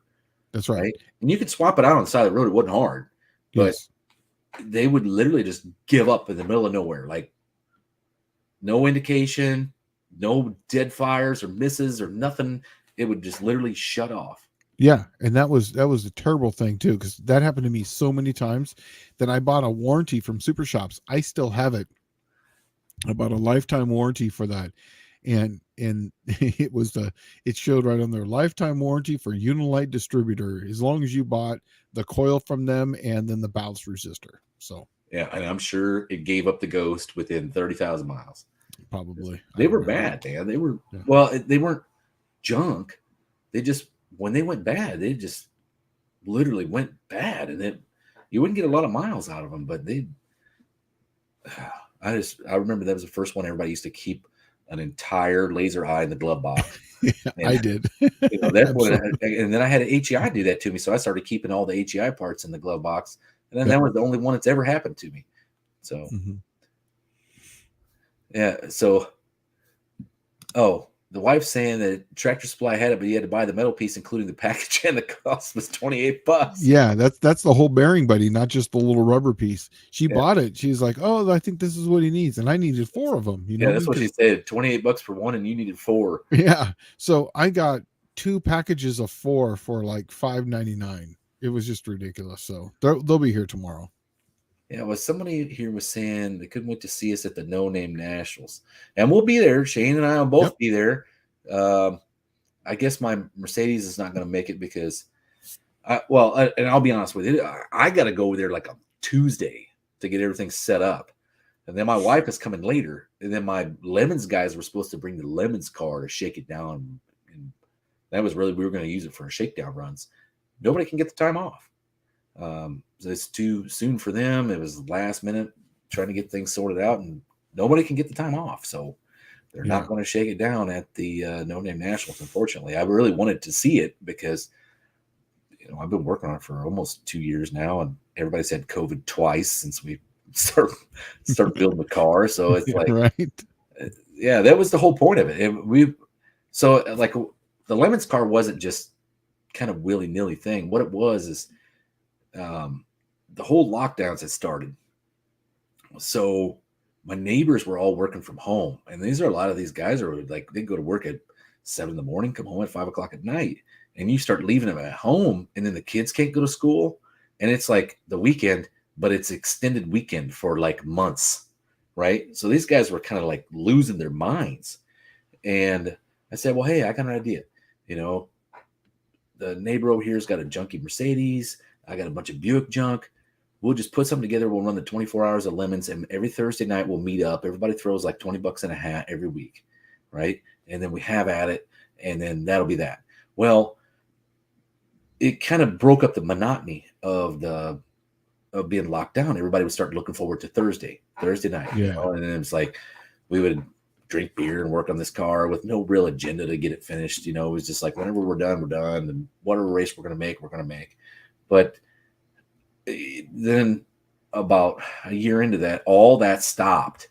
And now it's become a strain on everybody, because now it's like, oh, damn, it's Thursday night again. You kind of look forward to it because you want to see the Lemons car going and running, but it's like, it's become a job, second job. And from once it was a savior to now being the burden. So yeah, right. Let's see here. Mopar Man 1978 said, I couldn't pass up a deal on eBay, $45 plus shipping. Other people were raping people over the money for the same dog dish hubcaps in the same condition. Sad. I'll be posting a video on the hubcaps. Well, cool. I look forward to seeing it. Yeah. Sounds good. Tom Brown is asking, what trans is in the Lemons car? It's a Turbo 400, believe it or not. It's not a switch pitch. It's just a Turbo 400.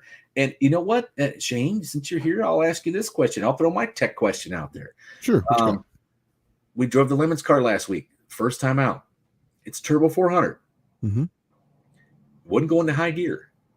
Now, generally when they go bad, and high gear was acting like second neutral. Mm-hmm. So normally when the transmission goes bad, you'll lose more than one gear. It'll be something that's not like, there's nothing that's all by itself, right? That's the direct drive drum running that thing. Yeah. And you do not have second normally. Yeah. But then they all lock up for direct. So all the clutches are applied at that point for direct drive. Uh-huh. So you have either, I think it's the rear direct that's not locking up. Huh. Okay. So I guess I'll just pull the valve body out, swap it out with one I know that works. Yeah. Because it may be just something as simple as a spool stuck in the valve body, and it's not allowing fluid to be redirected there. Could be, yeah. If first and second work, generally you don't burn out third gear in a Turbo 400. No. That's what doesn't make any sense to me. I mean, usually if you burn out third gear, you burn out first. Yeah. Usually you have a whole bunch of neutrals with a reverse, of some sort. You know what I mean? Right. But yeah, that sounds like they're all working, and it's just third. It's got to be the valve body or something. Something is just not sending the fluid where it needs to be. That's what I think. Is it's either the valve body or the governor. Governor would be 1 and 2 also. Oh yeah, it wouldn't shift at all. Just like the modulator. The modulator would keep it from coming out of first. Mm-hmm. And so when it went into second, I'm like, yeah, gosh, I wonder what's causing it. You think the valve body, huh? Yeah. Well, John Wilburn's saying you can energize the drum with compressed air. He's absolutely right. Just be careful. Don't put too much pressure to it. I have a little valve on there where I can dial down the pressure, but you can just put an air nozzle in there with a little rubber tip and just tap it, and you can hear it. You'll hear it click, click, click if it's, if it's applying or not. So yes, you can do that too when you take the valve body off. But the valve body is a really simple deal. In and off, put it on, go for it. All right. So we're going to get back to some of the questions here. I've got a David James says, I've got a 70 CUDA with a 452, 4 on the floor, badly slipping clutch under power. What's your input on clutch brand? What kind of power? Because, if it's a 452, I'm assuming that's the cubic inch of the engine. That's the stroker. That'd be the stroker 400, right? 452, I think, was the 400 with a 440 crank, I believe. That's is what that is. Yeah. I would really don't need anything crazy. I went with I have a Center Force, I have a Hayes, I have an Ace, and I have, what's that other one? I have another one. But they all Center Force. I did say Center Force. Yeah. Any one of those is going to be just fine. I don't think you're going to be making a ton of power. You didn't really say, a number. So a 70 CUDA is about 3,800 pound car with you in it down the road. So you figure that thing's probably got 500 foot-pounds of torque. Probably get a dual. I would definitely probably get a dual friction on there, a dual disc if you can. That's where I think that just about any hot rod clutch manufacturer would probably handle it. No problem. Anything. I mean, they go by torque now, or maybe horsepower, but they should go by torque. But yeah, Ram, that was the other one. Thanks, John. Yes, Ram. I was actually thinking that myself too. Ram was the one. All right. Okay. So SD said, how much horsepower, torque approximately will an 8.2 inch Buick rear axle take before it breaks? It would be behind an automatic transmission. Oh man. Oh, okay. So it's not really the horsepower number. It is the torque number. Yeah. And they make a lot of it. Yeah. The 8.2 came factory behind stage 1 Buick. Right. So I would say it would probably be in the same neighborhood of what a 12 bolt would be. Right. That 8.2 is a very robust Buick rear end because they got the pinion down low. Right. The lower the pinion, the more power it takes to turn it, but also the stronger the rear end. High point angle. Huh? It's called the high point angle. High point angle. Mm-hmm. But that thing is pretty stout rear end. I'd say it's probably on par with a 12 bolt. So somewhere around, I don't know, 600 to 800 foot-pounds out of the motor. Because if you think about it, and there's a lot of things that people don't look at. If you got 600 to 800 foot-pounds of torque on your motor side, right? Let's say you got a first gear that's 3.0, okay? Now you're looking at 1,200 foot-pounds of torque on the output shaft of that transmission in first gear, right? Then it's going through another, let's just say you got another 3.0 gear in the rear end, okay? So you went from, let's say 600 to 800 times 3, right? So 2,400 times 3, okay? And that's what you're looking at the axle, is that kind of torque. And 600 to 800 horsepower is probably a really good number to say that's where they'd give up the Ghost. Mm-hmm. I think that's probably where a stock 12 volt would kind of give up the Ghost. But it all depends upon what gear. You're saying it's behind an automatic. Automatic actually multiplies the torque even more than a stick shift car. Right? Under launch, yes. Yeah, absolutely. The stick shift just makes it easy for you to grasp the concept of it multiplying just based on the gears, right? Mm-hmm. But on automatic, what are you looking at converter multiplication, Shane? Is it 1.5 in some cases? That's a really good one. Usually it's 1.2 to 1.3. That's an average one. If you've got a really good race converter with a steel stator, you can probably get up to the 1.5, but it's I would say most are 1.2, 1.3. Okay. Mm-hmm. All right. So Fab Race Mod repeats saying my Unilight would get ozone on the eye and quit at 8,000 to 9,000 miles. I'd wipe it off and it would work next time 2,500 miles or so. I had to replace the module. That's so weird. I wonder why they get. Well, you know what?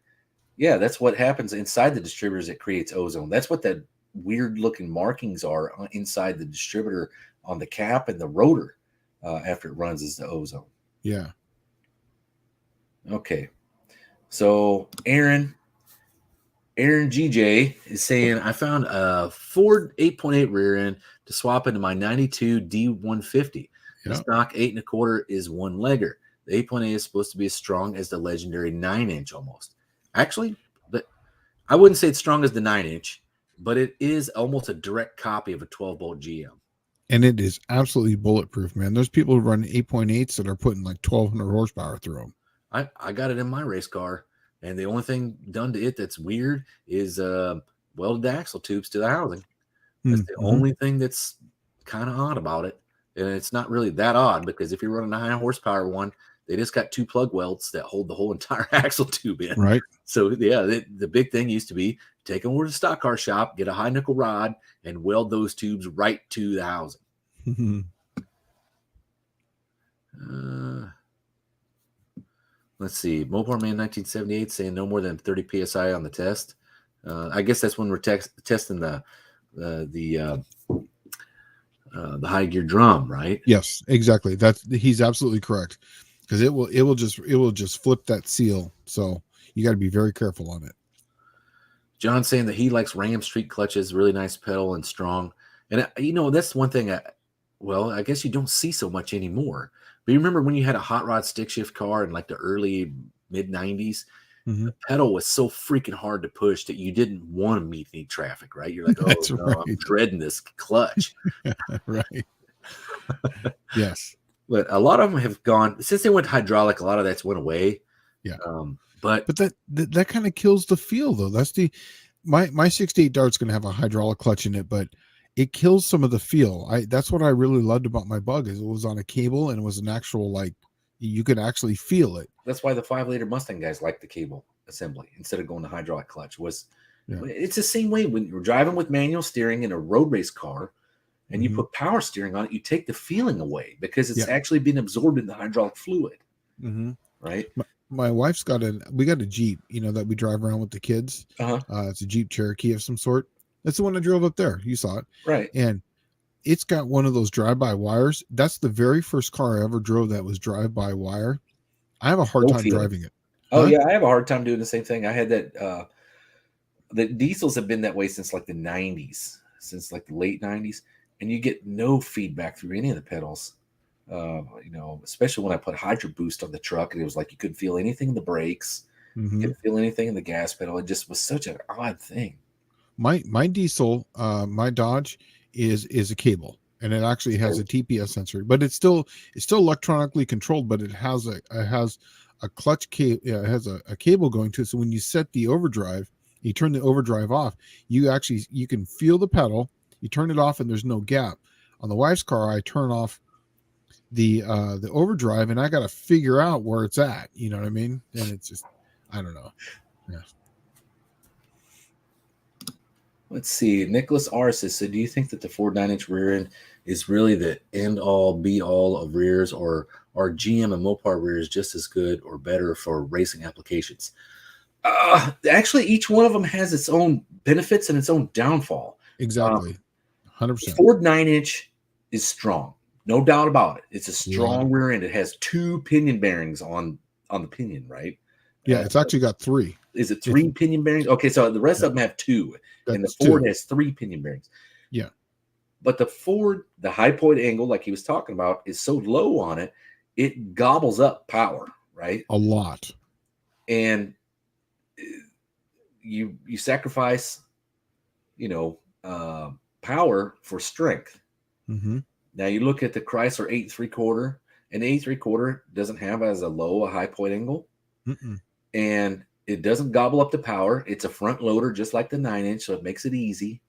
And then it's not as strong because the ring gear's not as large, right? What it does is it deflects, and that front pinion walks over because it doesn't have that third bearing to support it on the inside. So it walks over and it just basically skips the gears and then breaks one off. That's what happens to it. Yeah, well, I've done it a few times. The 8.8 Ford and the 12-bolt GM were virtually the same kind of setup. It's actually, the pinion's actually in the same spot. So they are the least power hungry, but technically would be the weakest out of the group. Well, no, I think maybe the 8 3/4 Chrysler might be a little bit weaker. But again, you got to load it all from the rear, and you got to set it up, and changing gears in it is a total pain in the butt. So that's in a nutshell. That's kind of what you're looking at. This guy here say, David James is saying data 60. Yeah, Add there's no 100 pounds. downside to a Dana except for you got to load it all from the rear. They'll handle whatever you throw at it. Yeah, and it's 100 pounds more heavy than the 8 3/4. You know that I have an 8. Modified. I have an 8 3/4 in my 66 Dart, my blue race car, and it's got an aluminum carrier that I put into it, and I check the gears every 2 years on it. And what I do is I just have the gears frozen and then heat treated, and I haven't really had a problem since I went to the aluminum one, and frozen the gears. So cryo treated them. They work just fine because they don't make any pro gears for the 8 3/4 anymore. At least I can't find them anymore. Oh, really? None of the soft ones, huh? No. I did a pro gear in my. Well, when I first went out to San Diego, I don't know if you knew this, but the very first weekend I went out there, I blew the rear end up in my T-Bird, and I took it to what was it, San Diego Gear and Axle? Yep. There in like El Cajon. Yeah, Steve. Steve, and he worked at the track, and they set me up at 8.8 with the pro gear, and I went from a 410 to 390 gear, and he was like, "You're gonna kill the launch on this car," and it did. It settled it down a lot. I got tired of 6 feet in the air smashing the oil pan kind of landings. But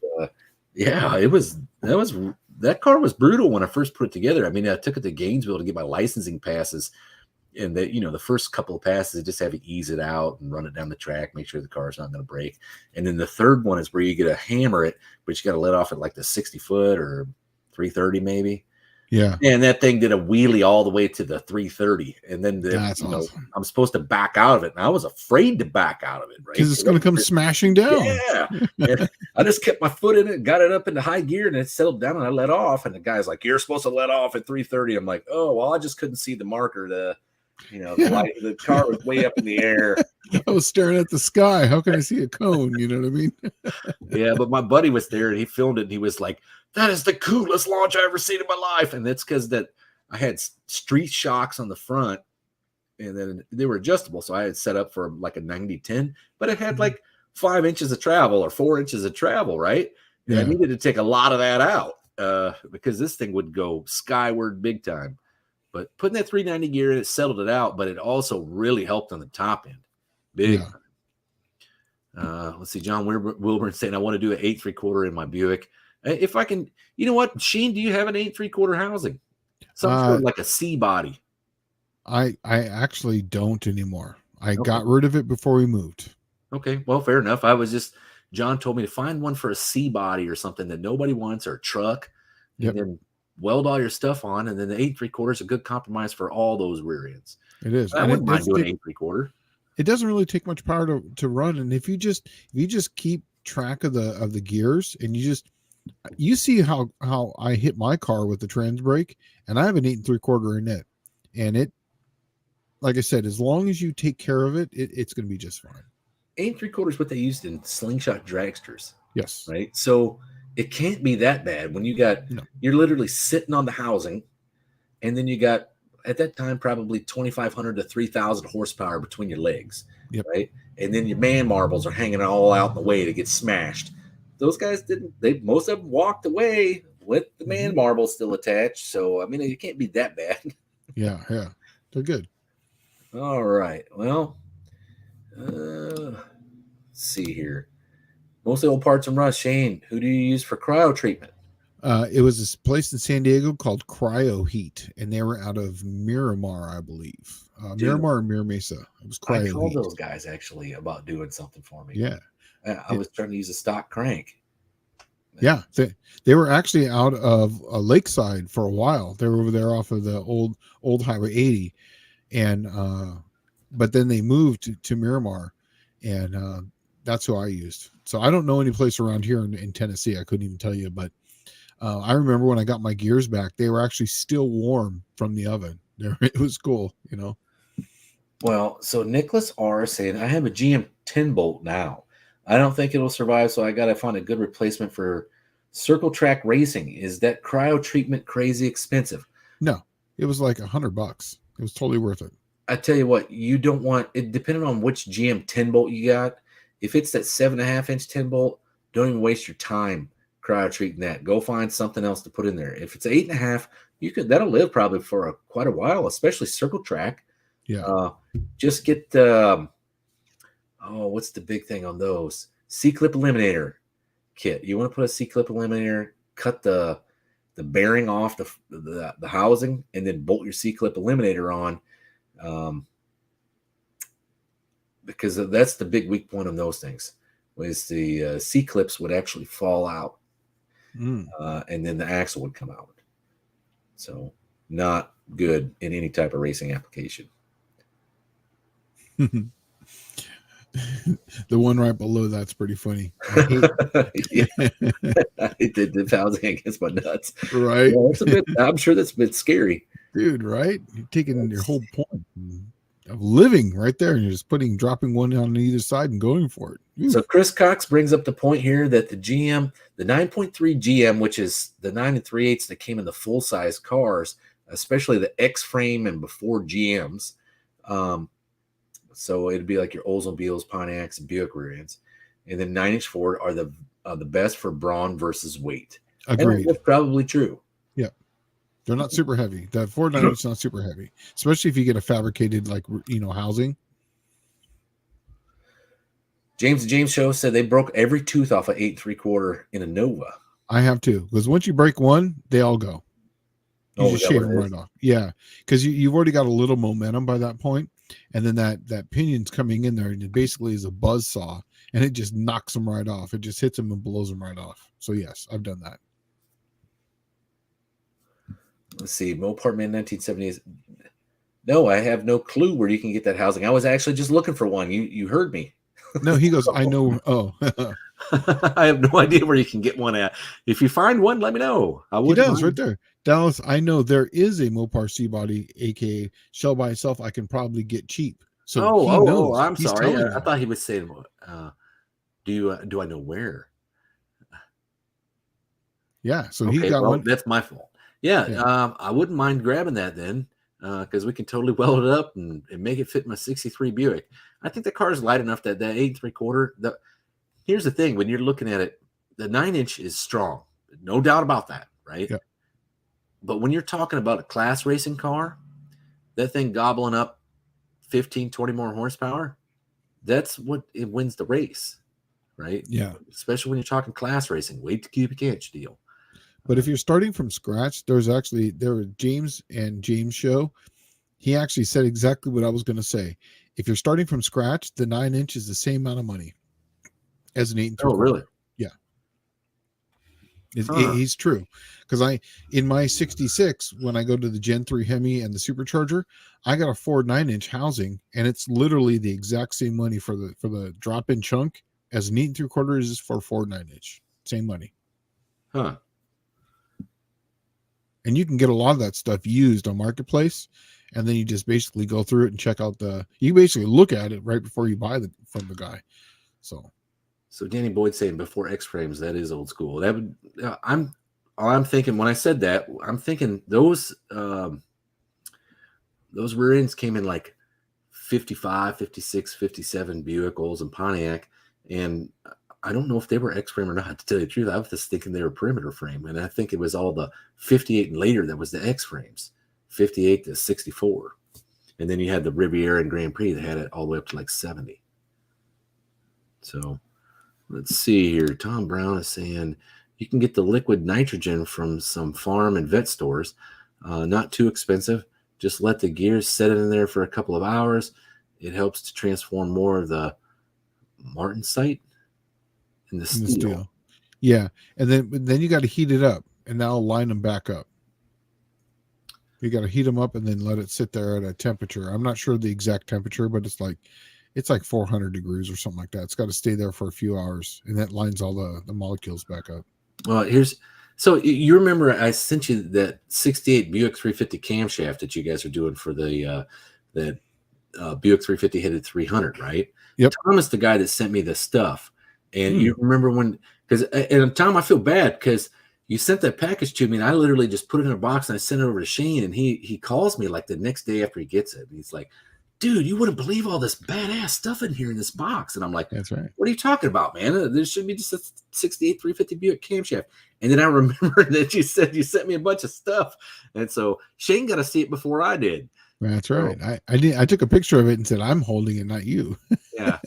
But Tom says he does some cryo on some of his custom knife blades.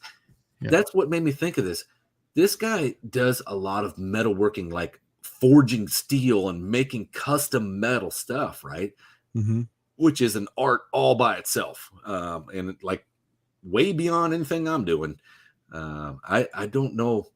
That stuff always fascinated me, but God, I could only see me burning down my garage.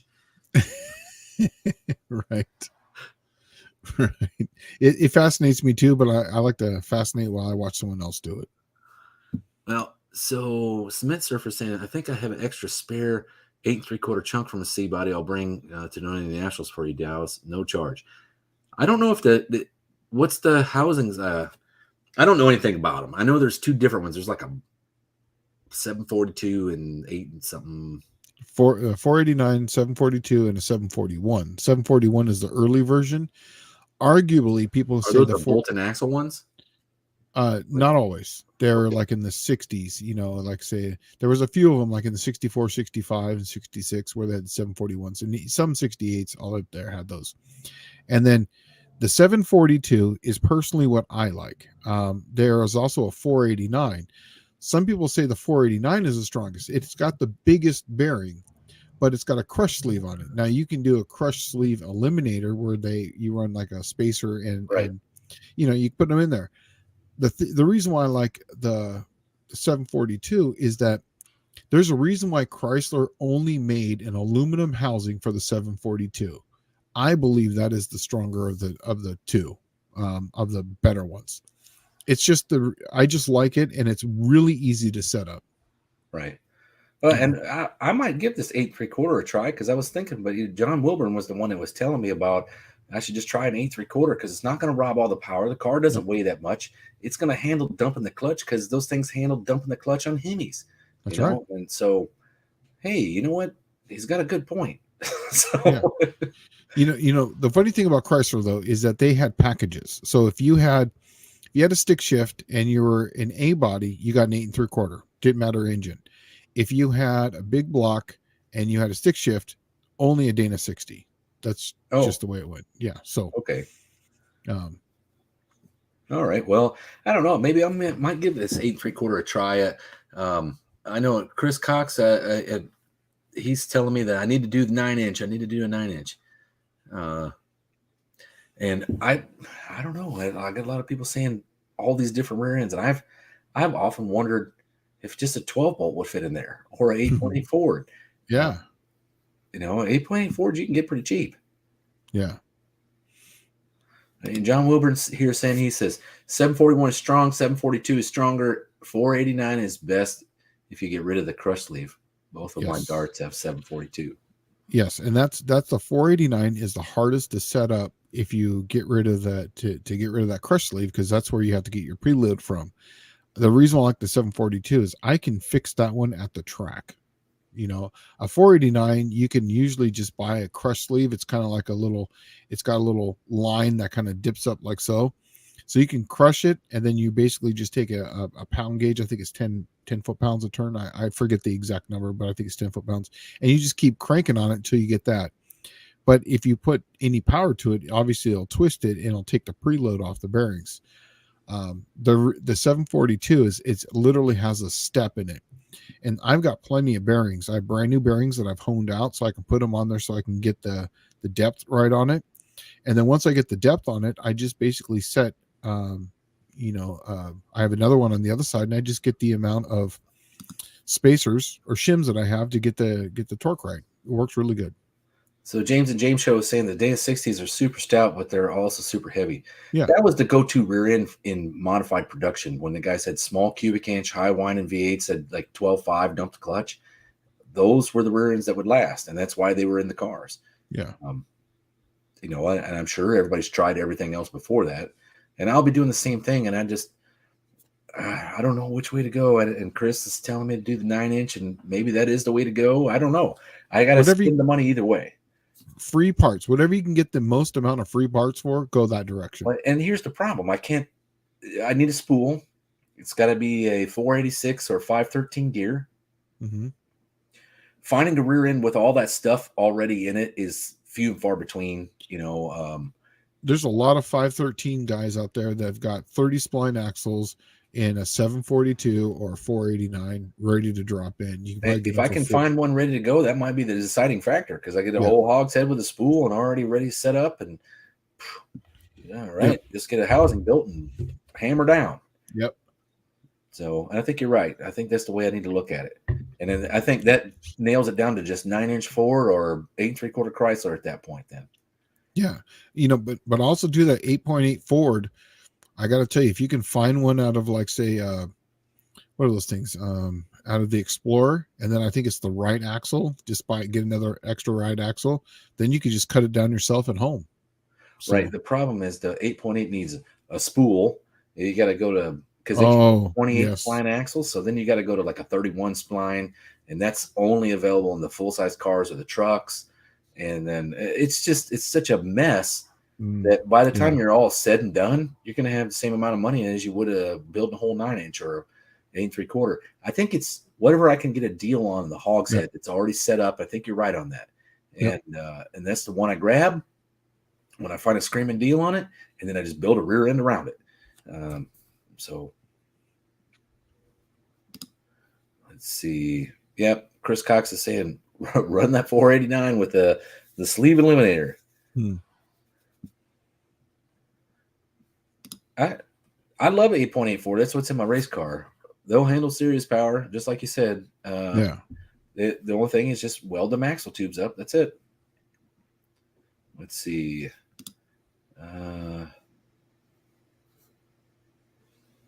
Okay, mostly old parts and rust. I didn't get rid of the crush sleeve and ruined my 323 gears with my 500 horse in my 318 Magnum Turbo Duster. My new 373 gears have the crush sleeve eliminator kit. I screwed up an 8.8 Ford. That's exactly what happened to mine, actually, is that I left the crush sleeve in it. I put it together with just stock, and it crushed the crush sleeve. And it pushed the pinion in, and then broke all the teeth off the end of the pinion. Yeah, it loses its preload on the bearings, and it's done. You know? Yep, that's what happened. Let's see. Bear Rose is saying, isn't rear end weight good weight, though? No, because it's unsprung weight.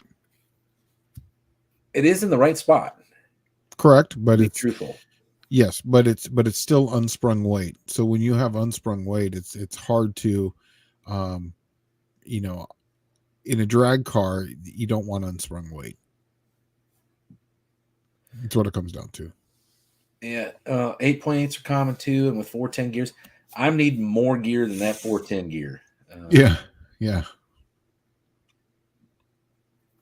See, and John is saying that I want to steal that gear out of his the chunk out of his Dart Sports. Exactly that. Yeah, and if it was a stick shift car with a small block, it's probably right around those numbers. Right. Let's see. What do you guys think of the aluminum Dana 44? They were in Vipers and Corvettes. In an IRS, some Jeeps had a rigid Dana 44 that was aluminum. They're good. Did not know that. I would assume that Dana 44 is in the same category as, most of the stuff I do is drag racing. And what I know of is drag racing stuff. I've heard Jeep guys talk about these things, that they're not that strong. Yes, but this is different because this is going to be the axle is going to be basically bolted to the body with a straight drive shaft, and then the part that's actually going to twist is going to be in the joint, which is it's on the axle part of it, so it actually stands up pretty well in that aspect. Well, so Jason Fitch here is saying the Ranger is also another 8.8 to rob axles from. Okay, so when you're talking 8.8 Fords, this is something that I kind of know something about. I'm not super awesome about it, but all right. So the Mustang 5-liter guys, when you got a 5-liter Mustang rear end, the thing used to be, it was like, I want to say it was the longer of the two axles in a Ranger, and a 7.5 inch is primarily what's in a Ranger, but the 7.5 inch axle is interchangeable with an 8.8. It's actually the same splines, the same bearing race size. All of that is perfect, right? So the easy way to do like a 5-lug conversion on a Mustang 5-liter used to be pull the 4-lug axle out, put a Ranger axle in it from like passenger side, and you get 2 passenger side axles and do that. Here's the problem. Axles take a set in a direction generally when you use them. Okay. Yep. And they'll have some twist already in them because they've taken a set. When you spin that thing the opposite direction, when you put it on the opposite side of the car, it is more inherent capable of breaking at that point. Because now you're twisting it back the other way. Yeah. Imagine it like a spring and you're twisting the spring the wrong direction. That's what it is. It's like a torsion bar essentially. Yeah. So, but you can interchange those axles from 7.5 and 8.8. The Ranger axle was the one that everybody chose, but the easy thing to do is you used to go find the Aerostar. The Aerostar had all that same stuff. Yeah. Right? Nobody would take nothing off of it except for it had the better drum brakes. It had bigger drum brakes, had a better wheel cylinder. Sometimes you could find them with aluminum. They'd have aluminum drums on the Aerostar with tow packages, right? So if it had one with a tow package, those things are so hard to come by now. Ford Aerostar. Yeah. Oh man, dude, we're getting down. We literally got 14 minutes left of this live. Sorry, I was trying to hold that one back there for a little while. I couldn't hold it back anymore. All right, so let's catch up on some of these questions here. Sure. See where we're at. Oh, Chris Cox is saying he knows where I can get that gear cheap. Perfect. Hopefully, I'm just looking for a whole pumpkin that's already set up. That'd be ideal. Yeah, they're all over Marketplace, man, for real. All right, Danny Boyd saying, I remember some hot rodders using Dana rear ends back in the 60s or 70s and 80s. I guess those were Mopars. Actually, I think the AMCs came with the Dana 44s from the factory. Yeah, I think he was talking about Dana 60. Oh, 60s? Probably, yeah, the 60 was the big one. Yeah, and I think that was actually just a Dana. It wasn't really owned by Chrysler. I'm guessing. I think it was a Dana. Okay, so mostly old parts from Rust is saying a Strange 60 is only 60 pounds heavier than an 8 3/4 with 35 spline axles and a Eaton locker. That's about right. Isn't that Strange 60 like $5,000? Yeah, I think it is. I looked at them because I was like, oh man, that's the only way I'm going to get a Data 60 these days. Yeah. And then I looked at the price and I'm like, oh God, no thanks. Yeah. when the price of it's got a comma, skip it. You know? All right. Let's see. Oh, maybe that's what it was I was thinking of. Danny Boyd's 4-wheel drive Aerostar had aluminum drive shaft, which drops in a Fox Mustang. Maybe that's what I was thinking of. I was thinking aluminum drums. Oh. And drums. That's some cool info there, folks. All right. Fab Race Mod Repeat. I've got an 8.8 with welded spider gears, 28 spline and 430 gear, I believe. It's not enough gear. Yeah, 430s, that's just barely. You want something tight. You want something like it runs good in the quarter mile. Yeah, yeah. Let's see here.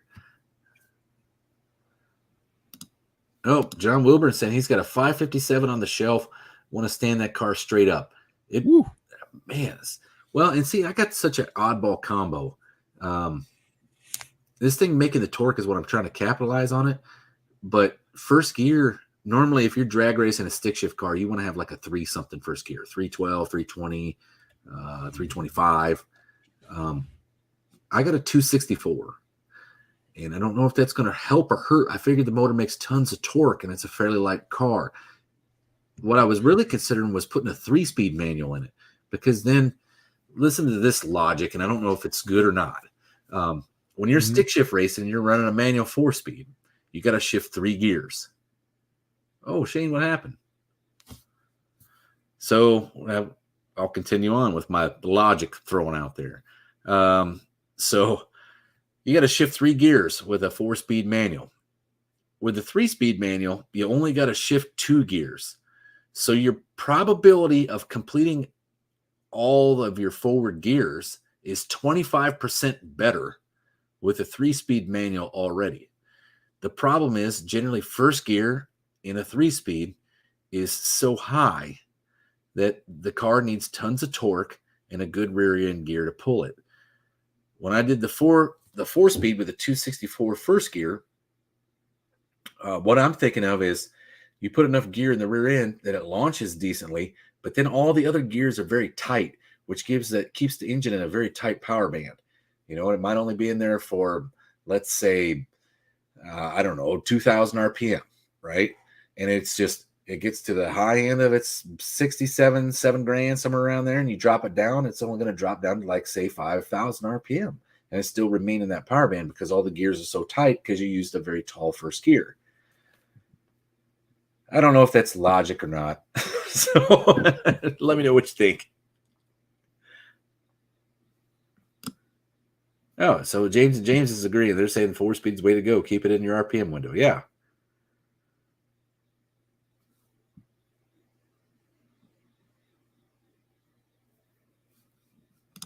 Yeah. So Danny Boyd said second gear pull with that 3-speed. Yeah, it would be a freight train in that second gear.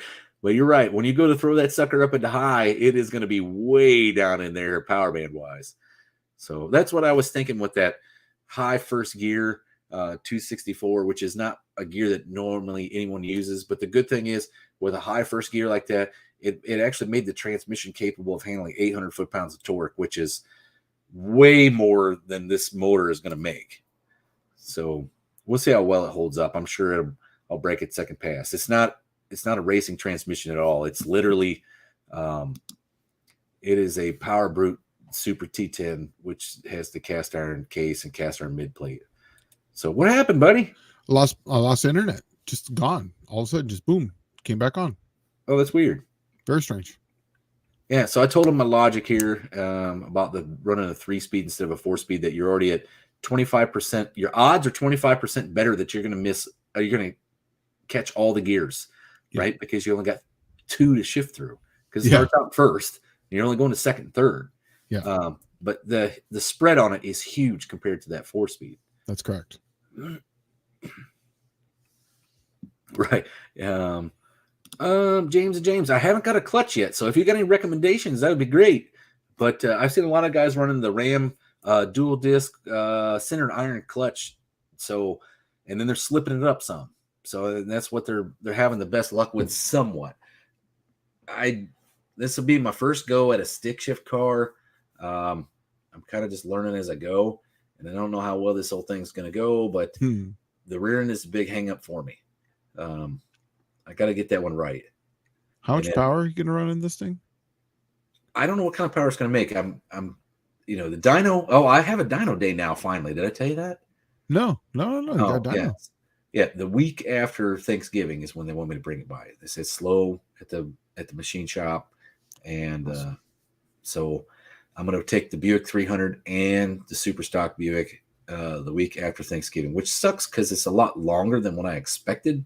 But man, I really like these guys. They're a good machine shop, and they really work with you. So except for time frame, that seems to be the problem. They're always buried. Yeah, well, that's always tells you they're a good shop. It's always buried. Yeah. Let's see. James is saying I got a Ram single disc slipper clutch in my 67 Camaro 427 nostalgia super stock car. Haven't got to run it yet. Oh, I'd be interested in hearing how it goes when you actually do run that thing, because that's exactly what I'm building as a nostalgia super stock, but I'm building it to the Southeast Gassers rules, where it's 1967 and before. Oh, so, that's awesome. Yeah, that's why that was that motor that you saw on the stand, Shane, where it looks kind of stock. That's why I did that. It's got to run a dual plane intake manifold, and then your heads had to have part numbers on them, and they asked for the part numbers on my heads, and they're like, "You're the only one that sent in GM part numbers." Okay. Nobody makes any other ones for them. Right. Let's see. James is saying got it in a G-Force G101, ready to sidestep the clutch. Yeah, I didn't go the G101 route only because, and here's the thing, I kick myself now because the G101s, when I first started messing with this car about 3 years ago, I guess, you could get one for about $2,700, used one. Now they're like $4,500. What? Right? They're there's some ridiculous number now, and it's unbreakable and supposed to be the best thing you can. But I do have a line on a Jericho, so but I want to give this Power Brute Super T10 a shot, because if I can pull this thing off and make it work, there's a lot of room to be gained. Yeah. But what about like a Ford top loader? That's like and that's where I got the 3-speed idea from. Okay, so here's a secret, everybody. All right, I'm going to tell you a secret. The Ford top loader had a 3-speed model. Okay, and it was actually the same gearbox as a top loader, so it's stronger and all get out. And it was a 3-speed that was sold in GM cars. GM cars from like 67 to 70. It was called the Dearborn 3-speed. The reason why they called it the Dearborn is because if they said Ford 3-speed, everybody wouldn't buy it. So you can get a heavy duty top loader 3-speed manual that's meant to bolt behind a Buick Olds Pontiac from 67 to 70. That's where I got the idea from, because that's a strong tranny. Tony gave me an 833, but it was an 833 for like a big block Dodge. It did. If he would have gave me one that was for like they had some in GM trucks that had an overdrive. Mm-hmm. That was another thing too. The square body Chevy trucks, if you had a manual transmission with an overdrive, it was actually an 833 overdrive model that was meant to bolt behind a GM transmission. And I would have loved to get one of those and cram it full of good guts, right? And then go rip it around, because that's what came behind a Hemi car. Yeah. Yeah. The only problem with the 833, that's the only reason why I didn't go that route, is third gear. Third gear is when you're putting a lot of power to third gear, they have a tendency to separate and take out the bearings, because where third gear is at, it's not in an ideal place, and it'll actually like it spreads the box part. Yes, and then it takes out the gears. Not necessarily the box itself, but the actual shaft will separate from each other from third gear. Yeah, and that's what makes the top loader so good, is that all the gears that are under stress, like the third and the fourth one, they're all supported by the big support there. So it's but 8 3/4. I'm sorry, 833 is a really good transmission, but if you put a lot of power to them, that third will separate. For what you're doing, an 8 3/4. I'm sorry, 833 will work just fine, because you're making what? What do you think that thing's going to make? Honestly, probably 400. I would assume. Oh no, I'm shooting for 550. Okay, 550. The good thing is, though, I think it should make about the same torque. So that's hopefully I'm okay. Yeah. I know I'm going to have that. I'm going to have that Super T10 slick shifted, right? Because I don't know if I will or not, but it's going to be really hard shifting all them gears without that thing, and making every single gear without it being slick shifted. Yeah. That's slick shift is when they ring and face it, right? Is that what you're talking about? Yeah. Okay. Yeah. Well, it's like, I don't know what, there's so many dang names for it. It's, they get rid of the synchros, essentially. Right. And they used to call it a crash box one time.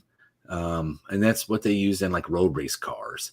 Yeah. Then you had, oh man, I can't remember. Face plated and something else. Ringed and faced is what ringed and face plated. Yeah. That's what I know them by. That's what I've known them by. Yeah. It's essentially what you do is you pull out the synchros and you grind every other tooth off of the gear so that they mesh, I guess that they mesh easier. Yeah. Well, the one that I saw done is that they actually cut the gear and then they weld onto it a new one, and the lugs are massive. Instead of it being small, they're like let's just call it half an inch. And so the other ones going to the other side are also half an inch, but they've got a little bigger space between them. So that way they just, when they get in, they lock in. So that way it spreads the gears all the way, the load all across the lug all the way across. Huh. Well, James is saying, send my T10 to Liberty. And I may end up doing that. The cool thing is this is a Power Brute Super T10, so it was only available over the counter. So it has the cast iron case, cast iron mid plate, right? But it also has the heavy duty nickel gears inside, like the Millenized nickel gears, high nickel gears. It doesn't have any VIN or numbers. So essentially somebody bought this over the counter at like super shops or they went to the GM parts window and ordered a Super T10 for racing, and that's what this one is. It's I can't remember all the stuff behind it. I did all the homework on it.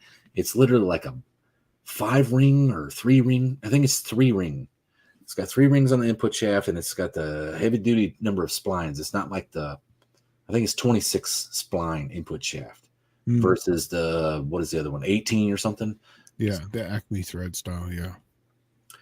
But it should handle a lot of beans. So let's see. All right. Well, Shane, we're at timed out, buddy. So what do you want to chat about here? Oh, man. New stuff coming out soon?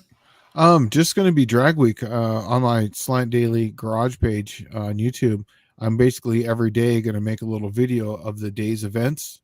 And then I'm going to be posting a video this weekend of basically driving out there. And that's basically all I got going on is Drag Week. That basically, that's the last couple months. That's been my life. Is getting ready for Drag Week. Yeah. Well, and I'm kind of the same way with No Name Nationals. I've been kind of literally going 200 different directions at the same time, trying to get my fingers in the dike and fires put out and letters delivered. And it's just been nonstop, go. And then I've been trying to cram content in there so that I just don't fall off the face of the planet for 2 weeks. And then like tomorrow I'm loading up to head out to Northeast Dragway for a performance-based payout bracket race. So, oh, sweet. Awesome. Yeah. Man. It's just rough, sleeping in my truck and the whole 9 yards. So, yeah. All right. Well, that's it, folks, for another fine Wednesday evening. Yeah, it was awesome. They go by fast, man. 2 hours goes by quick. I know, especially when you have something to talk about. And, yeah. You got good questions coming up. The first 45 minutes, man, I got some really good cam questions, and they just the time just cranks. Yeah. Yeah. Well, Clint Street Machine says, if that's it, then thank you, Shane and Dallas, and good night to everyone. So yeah, good night, Clint Street Machines, and good night, everyone else that's in here. Thanks for stopping by and throwing us some questions. Yeah. And if you guys got any questions we didn't get to, you can always go to slantdailygarage@yahoo.com. Once again, that's slantdailygarage@yahoo.com. Throw the questions up there. I've been answering questions from people that sent them there. So, sometimes they're just too embarrassed to throw them up there, so they can throw them to there, and I don't judge. Everyone starts somewhere. All right. Well, and then I guess we'll see you next week. Yeah. Guys, take it easy. See you later. Good night.